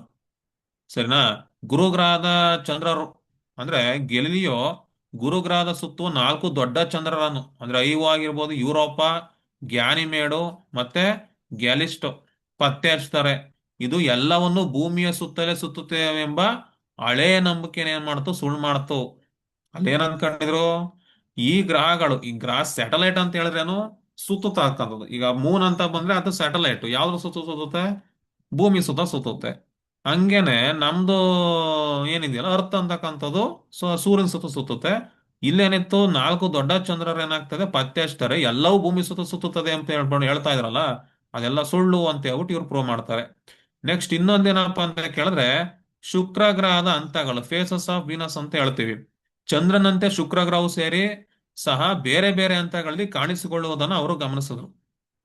ಇವಾಗ ಹೆಂಗೆ ಮೂನ್ ನಿಮ್ಗೆ ಅಮಾವಾಸ್ಯೆ ಟೈಮ್ ಅಲ್ಲಿ ಕಾಣಲ್ಲ, ಹುಣ್ಣಿಮೆ ಟೈಮ್ ಅಮಾವಾಸ್ಯೆಯಿಂದ ಹುಣ್ಣಿಮೆಗೆ ಹೋಗ್ತಾ ಹೋಗ್ತಾ ದೊಡ್ಡದಾಗ್ತಾ ಹೋಗುತ್ತೆ, ಅದನ್ನ ಫೇಸಸ್ ಹಂತಗಳು ಅಂತ ಕರಿತೀವಿ. ಹಂಗೇನೆ ಚಂದ್ರನಂತೆ ಶುಕ್ರ ಗ್ರಹವು ಸಹ ಬೇರೆ ಬೇರೆ ಹಂತದಲ್ಲಿ ಕಾಣಿಸಿಕೊಳ್ಳೋದನ್ನ ಏನ್ ಮಾಡ್ತಾರೆ, ಅವರು ಗಮನಿಸ್ತಾರೆ. ಇದು ಶುಕ್ರ ಗ್ರಹವು ಸೂರ್ಯನ ಸುತ್ತ ಸುತ್ತುತ್ತದೆ ಎಂಬುದಕ್ಕೆ ದೊಡ್ಡ ಪುರಾವೆ ಆಯ್ತು. ಸರಿನಾ? ಅವ್ರು ಹೆಂಗ್ ಪ್ರೂವ್ ಮಾಡಿದ್ರಪ್ಪ ಅಂತ ಹೇಳಿ ಹಿಂಗೇನೆ, ಗ್ರಹ ಬೇರೆ ಬೇರೆ ಅಂತ ಕಾಣಿಸ್ಕೊಳ್ತು, ಅದರಿಂದ ಶುಕ್ರ ಸುತ್ತುತ್ತದೆ ಅನ್ನೋದನ್ನ ದೊಡ್ಡ ಪುರಾವೆ ಆಯ್ತು. ಇನ್ನೊಂದೇನಪ್ಪ ಅಂತ ಕೇಳಿದ್ರೆ ಚಂದ್ರನ ಮೇಲ್ಮೈ ಅಂತ ಕರಿತೀವಿ. ಚಂದ್ರ ಏನಾಗಿಲ್ಲ, ಫ್ಲಾಟ್ ಆಗಿಲ್ಲ. ನಯ ಅಂತ ಹೇಳಿದ್ರೆ ಫ್ಲಾಟ್ ಆಗಿಲ್ಲ, ಬದಲಿಗೆ ಸೊ ಅಲ್ಲಿ ಗುಡ್ಡಗಾಡು ಮತ್ತೆ ಕಂದಕ ಕುಳಿ ಅಂತ ಹೇಳ್ತೀವಿ, ಓಲ್ಸ್ ಅಂತ ಕರಿತೀವಿ. ಸೌತ್ ಪೋಲ್ ಅಲ್ಲಿ ಇತ್ತಲ್ಲ ಹಂಗೆ ಓಲ್ಸ್ ಎಂದು ತೋರಿಸಿ ಕೊಟ್ರು. ಇದು ಆಕಾಶಕಾಯಗಳು ದೋಷರಹಿತ ಗೋಳಗಳು ಎಂಬ ಅಂದಿನ ಸಿದ್ಧಾಂತಕ್ಕೆ ವಿರುದ್ಧವಾಗಿತ್ತು. ಆಕಾಶಕಾಯ ಅಂತ ಕೇಳಿದ್ರೆ ಚಂದ್ರಲ್ಲಿ ಇರ್ತಾವಲ್ಲ ಅವೆಲ್ಲ ಏನಾಗಿರ್ತವೆ, ದೋಷರಹಿತ ಗೋಳ ಅಂತ ಹೇಳಿದ್ರಂತವ್ರು. ಯಾರೋ ಈ ಟಾಲೆಮಿ ಇದ್ರಲ್ಲ, ಟಾಲೆಮಿ ಅರಿಸ್ಟಾಟಲ್ ಅವ್ರುಗಳು, ಇವು ಯಾವ್ದೇ ಆಕಾಶಕಾಯ ತಗೊಂಡ್ರೆ, ನೀವು ಚಂದ್ರ ಇವೆಲ್ಲ ತಗೊಂಡ್ರೆ ಏನಾಗಿರುತ್ತೆ, ಅವೆಲ್ಲ ಫ್ಲಾಟ್ ಇರ್ತಾವ, ಗುಂಡಿ ಏನ್ ಬರೋದಿಲ್ಲ ಅಂತೇಳಿ ಅವ್ರು ಅನ್ಕೊಂಡಿದ್ರು. ಬಟ್ ಅದೆಲ್ಲ ದೋಷರಹಿತ ಗೋಳ ಅಂತ ಹೇಳ್ಬಿಟ್ಟು ಅಂದಿನ ಸಿದ್ಧಾಂತಕ್ಕೆ ವಿರುದ್ಧ ಆಗಿತ್ತು, ಹಂಗಿರಲ್ಲ ಅಂತ ಹೇಳ್ಬಿಟ್ಟು ಇವರು ಪ್ರೂವ್ ಮಾಡ್ತಾರೆ. ಸರಿನಾ? ಪ್ರೂವ್ ಏನೋ ಮಾಡಿದ್ರು. ಆಮೇಲೆ ಏನಾಯ್ತು ನೋಡಿ, ಗೆಲಿಲಿಯೋ ಈ ಸತ್ಯವನ್ನು ಹೇಳಿದಾಗ, ಸರಿನಾ, ಅಂದಿನ ಧಾರ್ಮಿಕ ಸಂಸ್ಥೆಗಳು, ಸೊ ಅದರಲ್ಲಿ ನನಗೆ ನೆಟ್ಟಲ್ಲಿ ಸಿಕ್ಕಿದೊಂದು ಕ್ಯಾಥೋಟಿಕ್ ಚರ್ಚ್ ಅಂತ ಹೇಳಿ ಹೆಸರು ಸಿಕ್ತು. ಸರಿನಾ? ಇದನ್ನು ವಿರೋಧಿಸಿದವು. ಯಾಕೆಂದ್ರೆ ಇದು ಬೈಬಲ್ನ ಕೆಲವು ವ್ಯಾಖ್ಯಾನಗಳಿಗೆ ವಿರುದ್ಧವಾಗಿತ್ತು. ಸರಿನಾ? ಸೊ ಅಂದ್ರೆ ವ್ಯಾಖ್ಯಾನ ವಿರುದ್ಧ ಅಂತ ಕೇಳಿದ್ರೆ, ಭೂಮಿ ಏನಾಗಿರುತ್ತೆ, ಸೆಂಟರ್ ಇರುತ್ತೆ, ಸೂರ್ಯ ಸುತ್ತುತ್ತೆ ಅಂತ ಹೇಳ್ಬಿಟ್ಟು ವ್ಯಾಖ್ಯಾನ ಅವರು ಅವಾಗ ಕೊಟ್ಟಿದ್ರಲ್ಲ, ಅದು ಸುಳ್ಳು ಅಂತ ಹೇಳಿದ್ಕೆ ಏನ್ ಮಾಡ್ತಾರೆ, ಅವ್ರನ್ನ ವಿಚಾರಣೆಗೆ ಒಳಪಡಿಸ್ತಾರೆ. ವಿಚಾರಣೆಗೊಳಪಡಿಸ್ತಾರೆ, ತಮ್ಮ ಸಿದ್ಧಾಂತವನ್ನು ಹಿಂಪಡೆಯುವಂತೆ ಒತ್ತಾಯಿಸ್ತಾರೆ. ಅಂತಿಮವಾಗಿ ಗೆಲಿಲಿಯೋ ಅವರು ತಮ್ಮ ಜೀವನದ ಕೊನೆ ದಿನಗಳನ್ನು ಗೃಹ ಬಂಧನದಲ್ಲಿ ಕಳೆಯಬೇಕಾಯಿತು ಅಂತೇಳಿ ಹೇಳ್ತೇವೆ. ಸರಿನಾ? ನಾ ಅದನ್ನೇ ನಿಮ್ಗೆ ಹೇಳಿದ್ದು, ಜನ ಯಾವಾಗ್ಲೂ ಸತ್ಯ ಒಪ್ಕೊಳ್ಳಲ್ಲ ಅಂತ ಹೇಳ್ಬಿಟ್ಟು ಹೇಳಿದ್ ನಿಮ್ಗೆ. ಗೆಲಿಲಿಯೋ ಅವಾಗ ಒಪ್ಕೊಳ್ಳಿಲ್ಲ, ಬಟ್ ಇವಾಗ ನಾವೇನಂತ ಕರಿತೀವಿ, modern father of modern astronomy ಅಂತ ಹೇಳ್ತೀವಿ. ಗೆಲಿಲಿಯೋ ಅವರನ್ನ ನಾವೇನಂತ ಹೇಳ್ತೀವಿ, ಆಧುನಿಕ ಖಗೋಳಶಾಸ್ತ್ರದ ಪಿತಾಮಹ, ಫಾದರ್ ಆಫ್ ಮಾಡ್ರನ್ ಆಸ್ಟ್ರೋನಮಿ ಅಂತ ಹೇಳ್ಬಿಟ್ಟು ನಾವು ಗೆಲಿಲಿಯೋಗೆ ಏನ್ ಮಾಡ್ತೀವಿ, ನಾವು ಕರಿತೀವಿ. ಸರಿನಾ? ಸೊ ಇದು ಬಂದು ಗೆಲಿಲಿಯೋ ಮತ್ತೆ ಸೂರ್ಯ ಕೇಂದ್ರ ಸಿದ್ಧಾಂತ ಮತ್ತೆ ಭೂ ಕೇಂದ್ರಿತ ಸಿದ್ಧಾಂತಕ್ಕೆ ಇರ್ತಕ್ಕಂತ ಒಂದು ಮೇಯ್ನ್ ನೋಡ್ಸು. ನಿಮ್ಗೆ ಯಾರ್ಯಾರು ಯಾವ್ಯಾವ್ದ್ರಲ್ಲಿ ಬಂದ್ರು ಅಂತ ನೋಡ್ಕೊಳ್ಳಿ. ಸರಿನಾ? ಆ ಅರಿಸ್ಟಾಟಲ್ ಮತ್ತೆ ಟಾಲೆಮಿ ಬಂದಿದ್ದು ಭೂ ಕೇಂದ್ರಿತ ಸಿದ್ಧಾಂತದಲ್ಲಿ, ಕೋಪರ್ನಿಕಸ್ ಮತ್ತೆ ಗೆಲಿಲಿಯೋ ಬಂದಿದ್ದು, ಸರಿನಾ, ಸೂರ್ಯ ಕೇಂದ್ರಿತ ಸಿದ್ಧಾಂತದಲ್ಲಿ ಬಂದ್ರು. ಈ ಯಾರ್ಯಾರು ಯಾವ್ದಾದ್ರಲ್ಲಿ ಬಂದ್ರು ಅಂತ ನೋಡ್ಕೊಳ್ಳಿ ಸಾಕು. ಟೆಲಿಸ್ಕೋಪ್ ನ ಕಂಡು ಹಿಡಿದಿದ್ದು ಈ ಒಂದು ಗೆಲಿಲಿಯೋ ಅಂತ ಗೊತ್ತಿರ್ಲಿ. ಇದಕ್ಕೆ ಸೈನ್ಸ್ ಅಲ್ಲಿ ಇನ್ನೂ ಒಂದು ಎಕ್ಸಾಂಪಲ್ ಕೊಡ್ತೀನಿ ನಿಮ್ಗೆ. ಬ್ಲಡ್ ಚಾಪ್ಟರ್ ಆಗಿದೆಯಾ ನಿಮ್ಗೆ? ಬ್ಲಡ್ ಚಾಪ್ಟರ್ ಆಗಿದೆಯಾ ಎಲ್ಲರಿಗೂ? ಆಗಿದ್ಯಾ? ಸೊ ನಿಮಗೂ ಗೊತ್ತಿದೆ, ಫಾದರ್ ಆಫ್ ಬ್ಲಡ್ ಸರ್ಕ್ಯುಲೇಷನ್ಸ್ ಅಂತ ನಾವ್ ಯಾರ್ಗೆ ಹೇಳ್ತೀವಿ ಹೇಳಿ? ಸರಿನಾ? ಫಾದರ್ ಆಫ್ ಬ್ಲಡ್ ಸರ್ಕ್ಯುಲೇಷನ್ಸ್ ಅಂತೇಳಿ ನಾವು ವಿಲಿಯಂ ಆರ್ವೆ ಕರಿತೀವಿ, ಹೌದಾ? ವಿಲಿಯಂ ಆರ್ವೆಗೆ ನಾವು ಫಾದರ್ ಆಫ್ ಬ್ಲಡ್ ಸರ್ಕ್ಯುಲೇಷನ್ಸ್ ಹೇಳ್ತೀವಿ. ವಿಲಿಯಂ ಆರ್ವೆಗೆ ನಾವು ಫಾದರ್ ಆಫ್ ಬ್ಲಡ್ ಸರ್ಕ್ಯುಲೇಷನ್ಸ್ ಅಂತೇಳಿ ವಿಲಿಯಂ ಆರ್ವೆಗೆ ಹೇಳ್ತೀವಿ ನಾವು, ಹೌದಾ? ನೋಡಿ, ಇವನು ಫಾದರ್ ಆಫ್ ಬ್ಲಡ್ ಸರ್ಕ್ಯುಲೇಷನ್ಸ್ ಅಂತ ಕನ್ನಡಕ್ಕೆ ರೀಸನ್ ಏನಪ್ಪಾ ಅಂತ ಕೇಳಿದ್ರೆ, 1700ನೇ ಇಸ್ವಿಯಲ್ಲಿ ನೋಡಿ, ಸೈನ್ಸ್ ಬಂದು ಎಷ್ಟೋ ವರ್ಷ ಆಗಿತ್ತು. 1500ನೇ ಇಸ್ವಿಯಿಂದನೂ ಸೈನ್ಸ್ ತುಂಬಾ ಡೆವಲಪ್ಮೆಂಟ್ ಅಲ್ಲಿದೆ. 1700ನೇ ಇಸ್ವಿನಲ್ಲಿ ಏನ್ ಮಾಡ್ತಾನೆ, ಇವನೇನು ಅಲ್ಲಿವರೆಗೂ ಜನರ ನಂಬಿಕೆ, 1700ನೇ ಇಸ್ವಿವರೆಗೂ ಜನರ ನಂಬಿಕೆ ಏನಿತ್ತಪ್ಪ ಅಂತ ಕೇಳಿದ್ರೆ, ಬ್ಲಡ್ ಅಂತಕ್ಕಂಥದ್ದು ಲಂಗ್ಸ್ ಇಂದ ಪಂಪ್ ಆಗ್ತದೆ ಅಂತ ಹೇಳ್ಬಿಟ್ಟು ಜನ ನಂಬಿದ್ರಂತೆ. ಲಂಗ್ಸ್ ನಮ್ಮ ಶ್ವಾಸಕೋಶದಿಂದ ಏನಾಗಿರುತ್ತೆ, ಬ್ಲಡ್ ಪಂಪ್ ಆಗುತ್ತೆ ಅಂತೇಳಿ ಜನ ನಂಬಿದ್ರು. ಬಟ್ ಇವನೇನ್ ಮಾಡ್ತಾನೆ, 1700 ಇಸ್ವಿಯಲ್ಲಿ ಇದು ಬ್ಲಡ್ ಇಂದ ಆಗಲ್ಲ, ಸರಿ ಲಂಗ್ಸ್ ಇಂದ ಆಗಲ್ಲ, ಹಾರ್ಟ್ ಇಂದ ಆಗತ್ತೆ ಅಂತ ಹೇಳ್ತಾನೆ ಇವನು. ಹಾಗ ಹೇಳ್ದಾಗ ಜನ ಒಪ್ಪಲ್ವಂತೆ, ಇಲ್ಲ ನೀನ್ ಹೇಳ್ತಾ ಇರೋದೇ ಸುಳ್ಳು, ಇನ್ಯಾರ ಹುಚ್ಚವನು ಹಿಂಗ್ ಹೇಳ್ತಾ ಇದ್ದಾನೆ ಅಂತ ಅಂದಿರಂತೆ. ಅವಾಗಿನ ಅಯ್ಯೋ ಹುಚ್ಚಪ್ಪಗಳಿರ ಬನ್ನಿ ಇಲ್ಲಿ ಅಂತ ಹೇಳ್ಬಿಟ್ಟು ಅವನೇನ್ ಮಾಡ್ತಾನೆ, ಒಂದು ಪ್ರಾಣಿನ ಸಾಯಿಸ್ಬಿಟ್ಟು ಕಟ್ ಮಾಡ್ಬಿಟ್ಟು ತೋರಿಸ್ತಾನಂತ. ಎರಡು ಸೀಲ್ ಮಾಡ್ತಾನೆ, ತಲೆ ಕತ್ತರಿಸ್ಬಿಟ್ಟು ಎರಡು ಪಾರ್ಟ್ ಮಾಡ್ತಾನೆ. ಅವಾಗ ಅದೇನಾಗ್ತಾ ಇರತ್ತೆ, ಹಾರ್ಟ್ ಇಂದ ಪಂಪ್ ಆಗ್ತಾ ಇರತ್ತ. ಹಾರ್ಟ್ ಅಲ್ಲಿ ಪಂಪ್ ಆಗ್ತಾ ಇರತ್ತಲ್ಲ, ಅಯ್ಯೋ ಹುಚ್ರ ನೋಡಿ ಇಲ್ಲಿ, ಆ ಲಂಗ್ಸ್ ಇಂದ ಪಂಪ್ ಆಗ್ತಲ್ಲ, ಹಾರ್ಟ್ ಇಂದ ಆಗ್ತಾ ಇದೆ. ಸೊ ಬ್ಲಡ್ ಸರ್ಕ್ಯುಲೇಷನ್ ಗೆ ಹೆಲ್ಪ್ ಮಾಡ್ತಕ್ಕಂಥ ಆರ್ಗನ್ ಬಂದು ಹಾರ್ಟ್, ಲಂಗ್ಸ್ ಅಲ್ಲ ಅಂತ ಹೇಳ್ಬಿಟ್ಟು ಹೇಳ್ತಾನೆ. ಅವಾಗ ಅವನು ಅಯ್ಯೋ ನೀನ್ ಹೇಳಿದ್ ನಿಜ ಅಂತ ಹೇಳ್ಬಿಟ್ಟು ಒಪ್ಕೋತಾರಂತ. ನೀನ್ ಹೇಳಿದ್ ನಿಜ ಅಂತೇಳಿ ಒಪ್ಕೊಂಡ್ರಂತ. ಆಯ್ತಾ? ಸೊ ಹಿಂಗೆ ಸೇಮ್ ಹೀಗೆ ಯಾರ್ದೋ ಗೆಲಿಲಿಯೋದಲ್ಲೂ ಹಿಂಗೆ ಇದೇ ವಿಷಯ ಆಯ್ತು ಹಿಂಗೇನೆ. ಅರ್ಥ ಆಯ್ತಾ? ಇನ್ನು ಎಷ್ಟೋ ಇನ್ವೆನ್ಷನ್ ಹೊಸ್ದಾಗ್ ಆಗಿರ್ತವೆ. ಬಟ್ ಅದು ಬೆಳಕಿಗೆ ಬರಲ್ಲ. ಅರ್ಜುನ್ ಸರ್ಜಾ ಅವ್ರದ್ದು ಒಂದು ಮೂವಿ ಎತ್ಕೊಂಡ್ರಿ ಸೈನ್ಸ್ ರಿಲೇಟೆಡ್, ಅದು ಹೆಸರೇ ಮರ್ತೋಗ, ಅದು ಕನ್ನಡ ಡಬ್ ಇದೆ, ಯೂಟ್ಯೂಬ್ ಅಲ್ಲಿ ಇದೆ. ಫುಲ್ ಸೈನ್ಸ್ ರಿಲೇಟೆಡ್ ಇದೆ ಅದು. ಆ, ಅಂದ್ರೆ ಸೈನ್ಸ್ ಇನ್ವೆನ್ಷನ್ಸ್ ಮಾಡ್ತಿರ್ತಾರೆ, ಅವ್ನ ಸ್ಟೂಡೆಂಟ್ಸ್ ಮಾಡ್ತಿರ್ತಾರೆ, ಮಾಡ್ದವ್ರನ್ನೆಲ್ಲ ಕಣ್ ಕಿತ್ತಾಕ್ಬಿಡೋದು, ಸೊ ಸಾಯಿಸ್ಬಿಡನೆ ಮಾಡ್ತಿರ್ತಾರೆ. ಅದ್ರ ವಿರುದ್ಧ ಅದ್ ಹೆಂಗ್ ಫೈಟ್ ಮಾಡ್ಕೊಂಡು ಹೋಗ್ತಾರೆ ಅನ್ನೋ ಮೂವಿ ಥೀಮ್ ಅದು. ಅದು ನಾಳೆ ಹೇಳ್ತೀನಿ, ಸಿಕ್ಕರೆ ಯೂಟ್ಯೂಬ್ ಅಲ್ಲಿ ಇತ್ತು, ಒಂದ್ಸತಿ ನೋಡಿದೆ ನಾನು. ಹಿಸ್ಟ್ರಿ ಚೆಕ್ ಮಾಡ್ಬಿಟ್ಟು ಹೇಳ್ತೀನಿ ತಡ್ರಿ ಒಂದ್ಸತಿ, ಸರಿನಾ? ಸೊ ಹಿಂಗಿರುತ್ತೆ, ಎಷ್ಟು ಇನ್ವೆನ್ಷನ್ಸ್ ಇರುತ್ತೆ ಬರೋದೇ ಇಲ್ಲ. ಆಯ್ತಾ? ನಾನೊಂದು ಮಾಡಲ್ ಮಾಡಿದ್ದೆ, BSc ಡಿಗ್ರಿಲಿ ಇರ್ಬೇಕಾದ್ರೆ ಒಂದು ಮಾಡಲ್ ಮಾಡಿದ್ದೆ, ಸರಿನಾ?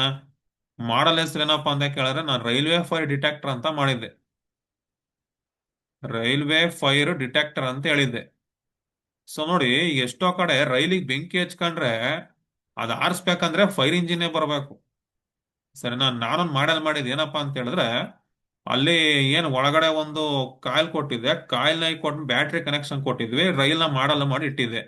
ಆ ಕಾಯಿಲ್ನ ಹೀಟ್ ಮಾಡಿದ್ರೆ ಸಾಕು, ಸ್ಪ್ರಿಂಕರ್ ಇಂದ ನೀರ್ ಆಚೆ ಬರೋದು. ಆ ಕಾಯಿಲ್ನ ಹೀಟ್ ಮಾಡಿದ್ರೆ ಸ್ಪ್ರಿಂಕರ್ ಇರುತ್ತಲ್ಲ, ಅದ್ರಿಂದ ಏನಾಗೋದು, ನೀರ್ ಅಂತಕ್ಕಂಥ ಆಚೆ ಬರೋದು.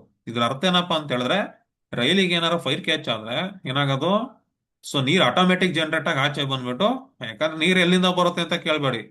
ಇವಾಗ ಹೆಂಗೆ ಕೈ ತೊಳ್ಕೊಳ್ಳೋದು ವಾಶ್ರೂಮ್ಗೆಲ್ಲ ಮೇಲ್ಗಡೆ ಸ್ಟೋರ್ ಇರ್ತದಲ್ಲ, ಅದೇ ತರ ಏನಾಗೋದು, ಇಲ್ಲಿ ಸ್ಟೋರ್ ಇರುತ್ತೆ.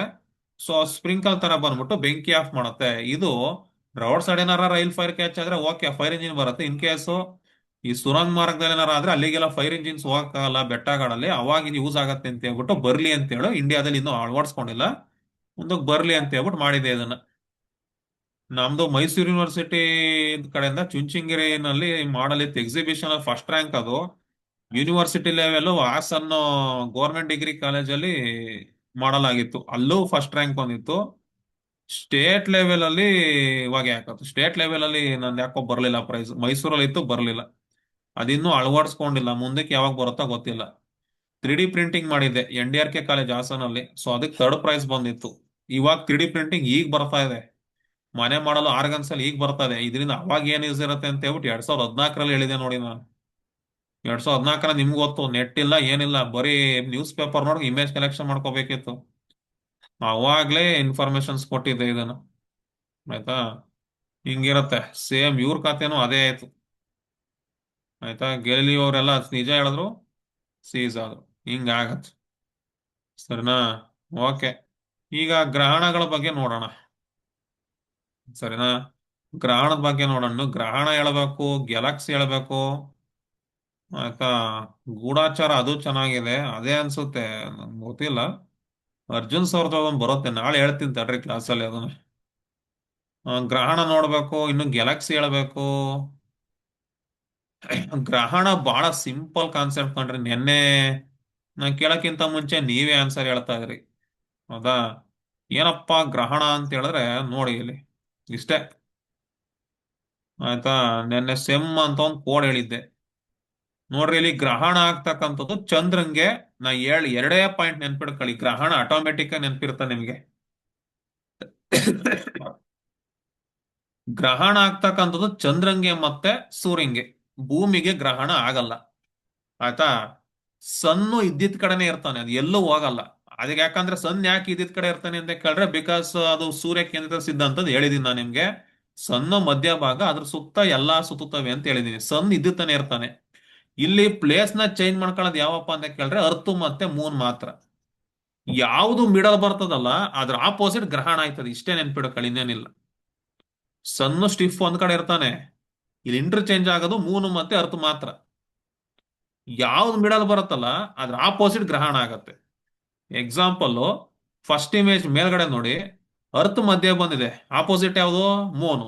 ಸೊ ಅದನ್ನೇ ಚಂದ್ರಗ್ರಹಣ ಅಂತ ಕರಿತೀವಿ. ಇಲ್ಲಿ ಮೂನ್ ಮಧ್ಯೆ ಬಂದಿದೆ, ಆಪೋಸಿಟ್ ಯಾವುದು, ಸೂರ್ಯ. ಸೊ ಇದನ್ನೇ ಸೂರ್ಯಗ್ರಹಣ ಅಂತ ಕರಿತೀವಿ. ಸಿಂಪಲ್ ಆಗಿ ಸೆಮ್ ಅಂತ ನೆನ್ಪಿಡ್ಕೋಬಹುದು, ಸರಿನಾ?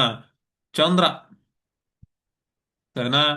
ಚಂದ್ರ ಇದೆಯಲ್ಲ, ಚಂದ್ರ, ಯಾರೋ ಚಂದ್ರ ನಾನು ಸೆಮ್ ಎಕ್ಸಾಮ್ ಬರಿತಾ ಇದ್ದೇನೆ ಅಂತ ನೆನ್ಕೊಳ್ಳಿ ಅಷ್ಟೇ.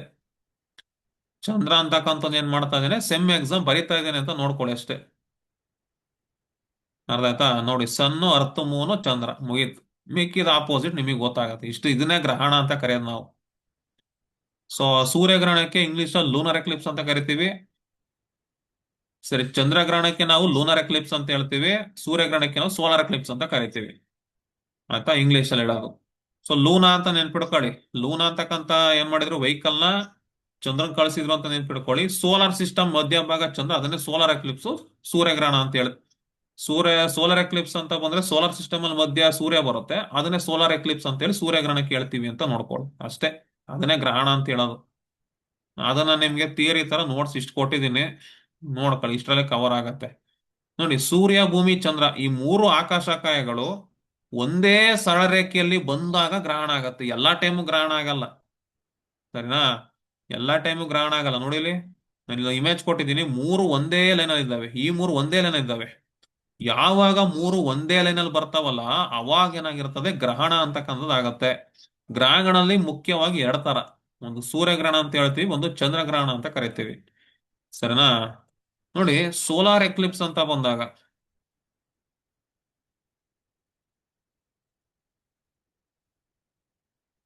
ಸರಿನಾ, ಸೋಲಾರ್ ಎಕ್ಲಿಪ್ಸ್ ಅಂತ ಬಂದಾಗ ಸೂರ್ಯ ಮತ್ತು ಭೂಮಿಯ ನಡುವೆ ಚಂದ್ರ ಬಂದಾಗ, ಸೂರ್ಯ ಮತ್ತೆ ಭೂಮಿ ನಡುವೆ, ಡೆಫಿನೇಷನ್ ನೋಡ್ಕೊಳ್ಳಿ, ಬಟ್ ನಿಮ್ ಕಾನ್ಸೆಪ್ಟ್ ಅರ್ಥ ಆಗಿದೆ ಅನ್ಕೋತೀನಿ. ಸೋಲಾರ್ ಎಕ್ಲಿಪ್ಸ್ ಸೂರ್ಯ, ಅಷ್ಟೇನಾ? ಸೂರ್ಯ ಮತ್ತು ಭೂಮಿ ನಡುವೆ ಚಂದ್ರ ಬಂದಾಗ ಸೂರ್ಯಗ್ರಹಣ ಆಗತ್ತೆ.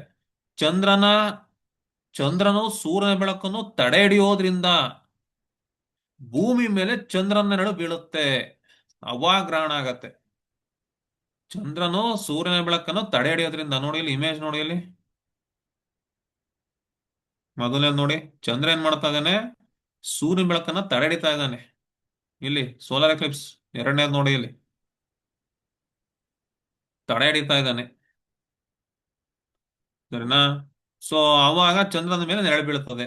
ಸೊ ಸ್ಥಿತಿ ಸೂರ್ಯ ಚಂದ್ರ ಭೂಮಿ ಈ ಆಕಾರದಲ್ಲಿ, ಈ ಕ್ರಮದಲ್ಲಿ ಬರುತ್ತೆ, ಸರಿನಾ? ಇದು ಯಾವಾಗ ಆಗತ್ತಪ್ಪ ಅಂತ ಕೇಳಿದ್ರೆ, ಇದು ಅಮಾವಾಸ್ಯೆ ದಿನನೇ ಆಗತ್ತೆ. ಇದು ಯಾವಾಗಲೋ ಅಮಾವಾಸ್ಯೆ ದಿನನೇ ಆಗತ್ತೆ ಹೊರತು ಬೇರೆ ದಿನ ಆಗಲ್ಲ. ಇದನ್ನೇ ನಾವೇನಂತ ಹೇಳೋದು, ಸೋಲಾರ್ ಎಕ್ಲಿಪ್ಸ್ ಅಂತ ಕರೆಯೋದು. ಅದೇ ನಾವು ಇಲ್ಲೊಂದು ಎರಡು ಟೈಪ್ ನೆನ್ಪಿಡ್ಕೊಳ್ಳಿ, ನೆರಳು ಉಂಟಾಗತ್ತೆ ಅಂತ ಹೇಳಿದ್ರೆ ನೆರಳಲ್ಲಿ ಎರಡು ತರ, ಒಂದು ಉಂಬ್ರಾ ಅಂತ ಹೇಳ್ತೀವಿ, ಒಂದು ಪೆನಾಂಬ್ರಾ ಅಂತ ಕರಿತೀವಿ. ಒಂದು ಉಂಬ್ರಾ ಅಂತ ಹೇಳ್ತೀವಿ, ಇನ್ನೊಂದು ಪೆನಾಂಬ್ರಾ ಅಂತ ಕರಿತೀವಿ. ಇಲ್ಲಿ ಉಂಬ್ರಾ ಅಂದ್ರೆ ಏನಪ್ಪಾ ಅಂತ ಹೇಳಿದ್ರೆ, ಸಂಪೂರ್ಣ ಕತ್ತಲಿರ್ತಕ್ಕಂಥ ನೆರಳಿನ ಭಾಗ. ಇನ್ ಕೇಸ್ ಸಂಪೂರ್ಣ ಕತ್ಲೆ ಬಂತು ಅಂತ ತಿಳ್ಕೊಳ್ಳಿ, ಅದಕ್ಕೆ ನಾವೇನಂತ ಹೇಳ್ತೀವಿ, ಉಂಬ್ರಾ ಅಂತ ಕರೆಯೋದು, ಸರಿನಾ? ಇಲ್ಲೇನಾಗತ್ತಪ್ಪ ಅಂತ ಹೇಳಿದ್ರೆ ನಮ್ಗೆ ಸಂಪೂರ್ಣ, ಸರಿನಾ? ಸೊ ಟೋಟಲ್ ಪೂರ್ಣ ಸೂರ್ಯಗ್ರಹಣ ಅಂತಕ್ಕಂಥದ್ದು ಉಂಟಾಗತ್ತೆ. ಪೆನಂಬ್ರಾ ಅಂತ ಹೇಳಿದ್ರೆ ಏನಪ್ಪಾ ಅಂತ ಕೇಳಿದ್ರೆ, ಮ್, ಪಾರ್ಶ್ವವಾಗಿರ್ತಕ್ಕಂಥ ಕತ್ಲೆ ಇರ್ತಕ್ಕಂಥ ಭಾಗ ಇದು.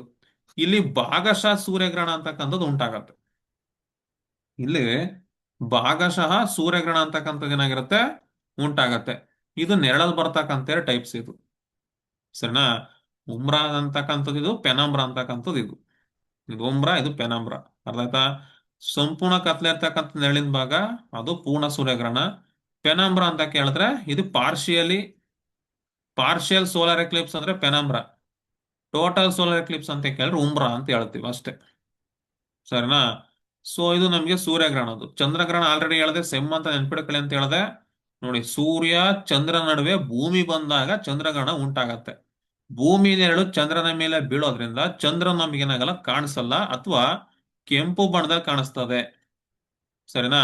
ಸೊ ಆದ್ರಿಂದ ಇದು ನಾವು ಯಾವ ಕ್ರಮದಲ್ಲಿ ಹೇಳ್ಬೋದಪ್ಪ ಅಂತ ಕೇಳಿದ್ರೆ, ಸೆಮ್ ಅಂತ ಹೇಳ್ಬಿಟ್ಟು ನೋಡ್ಬೋದು. ಸೂರ್ಯ ಬರ್ತಾನೆ, ಭೂಮಿ ಬರ್ತಾನೆ, ಆಮೇಲೆ ಚಂದ್ರ ಬರ್ತದೆ.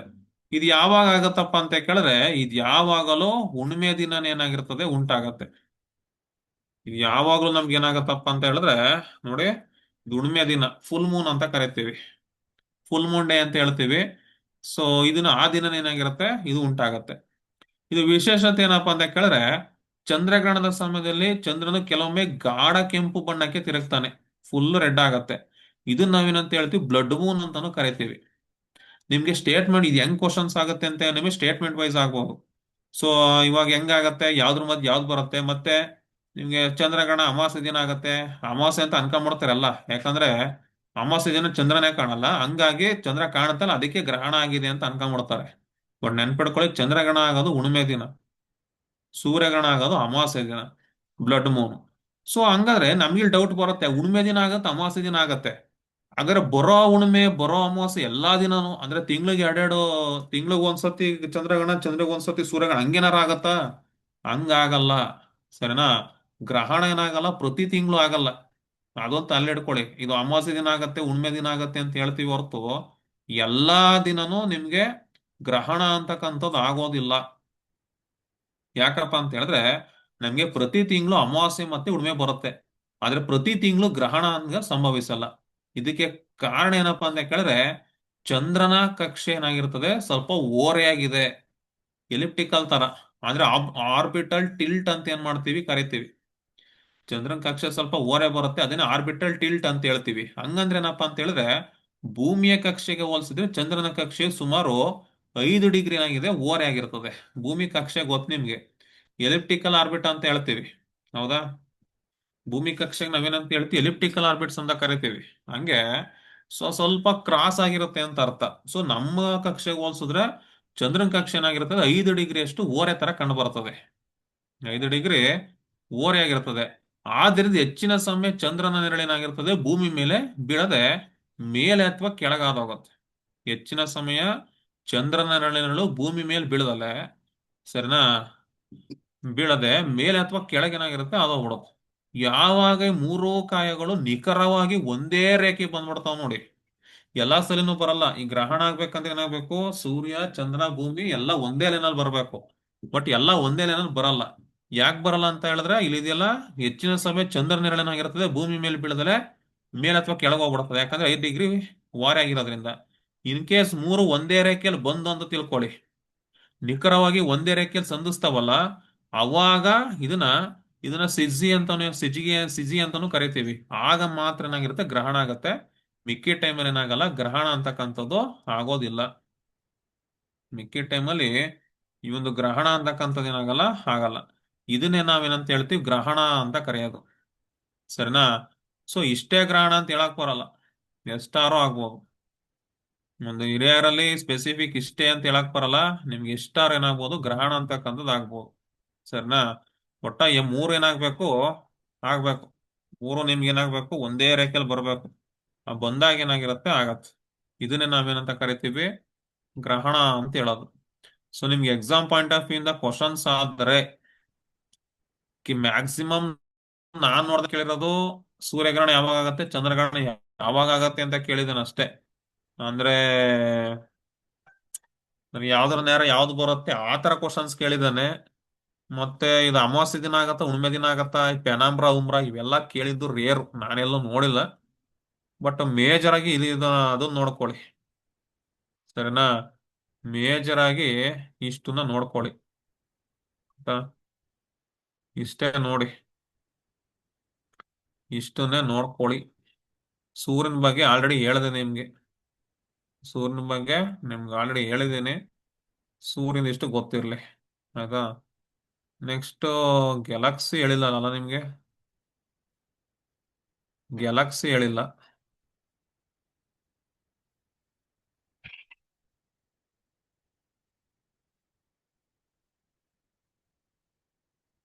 ಇದ್ರದ್ದು ಗ್ರಹಣದೊಂದು ಕ್ವಶನ್ ಕೇಳ್ತೀನಿ ನೋಡಿ.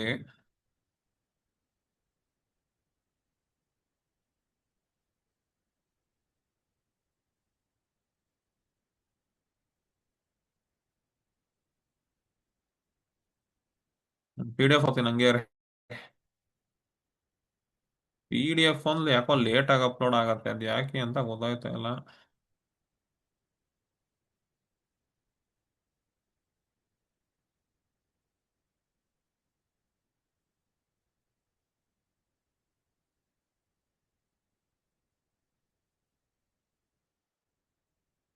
ಲೋಡ್ ಆಯ್ತೈತೆ.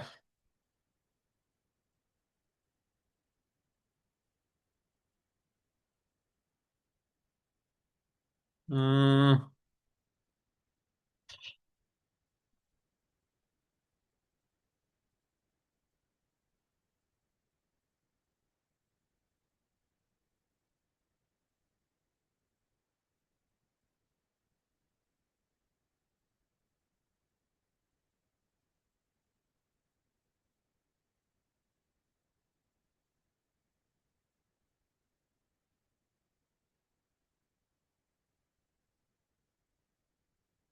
ಎಂಟರಿಂದ ಒಂಬತ್ತು ಡೌಟ್ ಅನ್ಸುತ್ತೆ.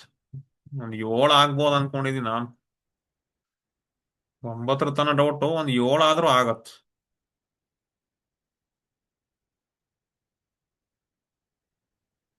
ಇದು ಕೇಳಿದೀನಿ, ಇದು ಕೇಳಿದೀನಿ.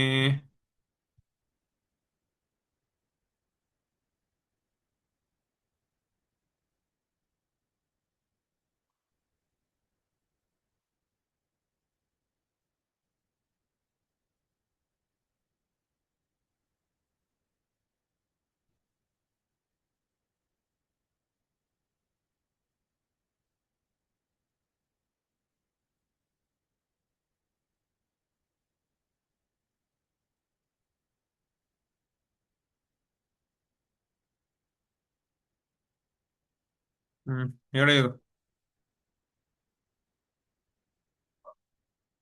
ಸೋಲಾರ್ ಎಕ್ಲಿಪ್ಸ್ ಯಾವಾಗ ಆಗತ್?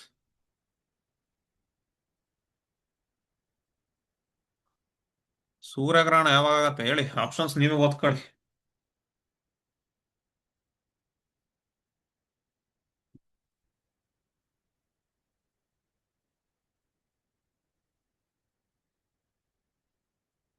ನೋಡಿ, ಫಸ್ಟ್ ಆಪ್ಷನ್ಸ್ ಅಂತೂ ಸೂರ್ಯ ಮತ್ತು ಭೂಮಿ ನಡುವೆ ಚಂದ್ರ ಬರ್ತದೆ, ಭೂಮಿ ಸೂರ್ಯ ಚಂದ್ರ ನಡುವೆ ಬರ್ತದೆ, ಸೂರ್ಯ ಭೂಮಿ.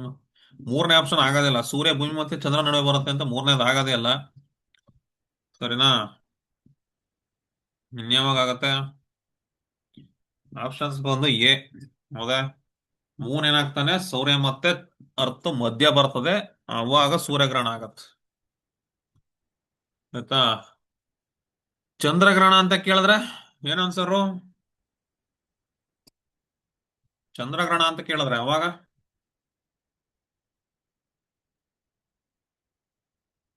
ಹ್ಮ್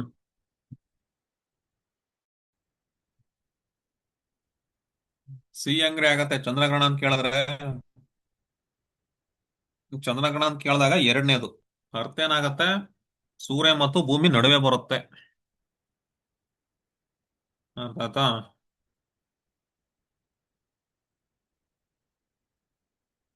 ಇದು ಕೇಳಿದೀನಿ ಆಲ್ರೆಡಿ. ಇವೆಲ್ಲ ಆಗಿದಾವ್ ಬಿಡಿ. ಅದನ್ನೇ ಕೇಳ್ಬೇಕಾಯ್ತು, ಗ್ರಹಣದೇ ಕೇಳ್ಬೇಕಾಯ್ತು ಒಂದು ಕ್ವಶನ್.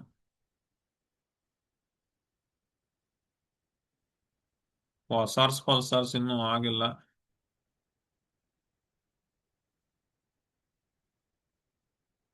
ಕೆಳಗಿನ ಯಾವ ಜೋಡಿ ಸರಿಯಾಗಿದೆ? ಕೊಪರ್ನಿಕಸ್ ಭೂ ಕೇಂದ್ರಿತ, ಟಾಲೆಮಿ ಸೂರ್ಯ ಕೇಂದ್ರಿತ, ಕೊಪರ್ನಿಕಸ್ ಸೂರ್ಯ ಕೇಂದ್ರಿತ, ಗೆಲಿಲಿಯೋ ಭೂ ಕೇಂದ್ರಿತ. ಹೇಳಿ, ಆನ್ಸರ್ ಮಾಡಿ.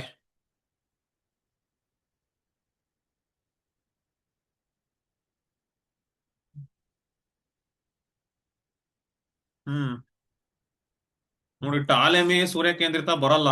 Ptolemy Aristotle. ಟಾಲೆಮಿ ಮತ್ತೆ ಅರಿಸ್ಟಾಟಲ್ ಬರೋದು ನಮ್ಗೆ ಭೂ ಕೇಂದ್ರಿತದಲ್ಲಿ. ಕೊಪರ್ನಿಕಸ್ ಬರೋದು ಸೂರ್ಯ ಕೇಂದ್ರಿತದಲ್ಲಿ. ಅದಕ್ಕೆ ಕೊಪರ್ನಿಕಸ್ ಸಿ ಆಗತ್ತ ಆನ್ಸರ್. ನೆನ್ಪಿಡ್ಕೊಳ್ಳಿ. ಕೊಪರ್ನಿಕಸ್ ಹೇಳ್ತಾನೆ, ಬಟ್ ಅದನ್ನ ಎಕ್ಸ್ಪೆರಿಮೆಂಟಲಿ ಪ್ರೂವ್ ತರ ಹೇಳಿದ್ದು ಗೆಲಿಲಿಯೋ. ನೆನ್ಪಿಡ್ಕೊಳ್ಳಿ. ಆಯ್ತಾ? ಸರಿ. ಗ್ಯಾಲಕ್ಸಿಗೆ ನೋಟ್ಸು ಮಾಡಕ್ಕೆ ಟೈಮ್ ಆಗತ್ತೆ, ಅದಕ್ಕೆ ಗ್ಯಾಲಕ್ಸಿ ನಾಳೆ ಕ್ಲಾಸ್ ನೋಡೋಣ. ಬೇರೆದ್ ಹೇಳ್ತೀನಿ ನೋಡಿ.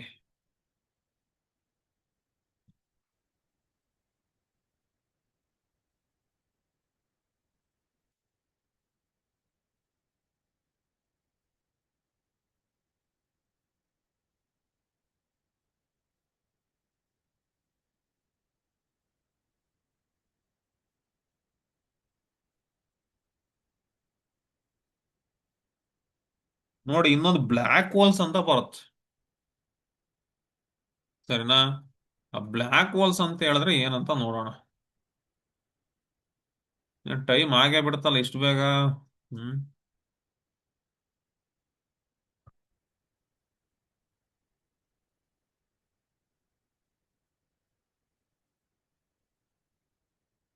ಸರಿ, ಇದು ನಾಳೆ ಕ್ಲಾಸ್ ನೋಡೋಣ.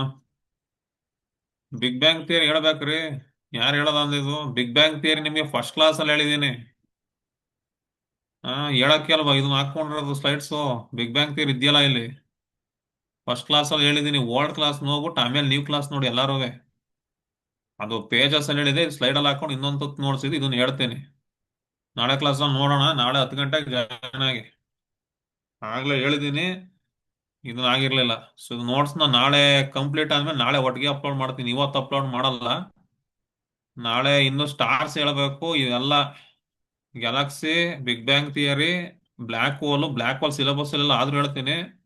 ಆಮೇಲೆ ಸ್ಟಾರ್ಸ್ ಹೇಳ್ಬೇಕು. ಇನ್ನೊಂದು ಯಾವ್ದೋ ಒಂದು ಮಿಕ್ತಪ್ಪ. ಇನ್ನೊಂದು ಕ್ವಸಾರ್ಸ್ ಮತ್ತೆ ಪಲ್ಸಾರ್ಸ್ ಹೇಳಿದೀನಿ, ಇನ್ನೊಂದ್ಸಲ ಹೇಳ್ತೀನಿ. ಆಯ್ತಾ.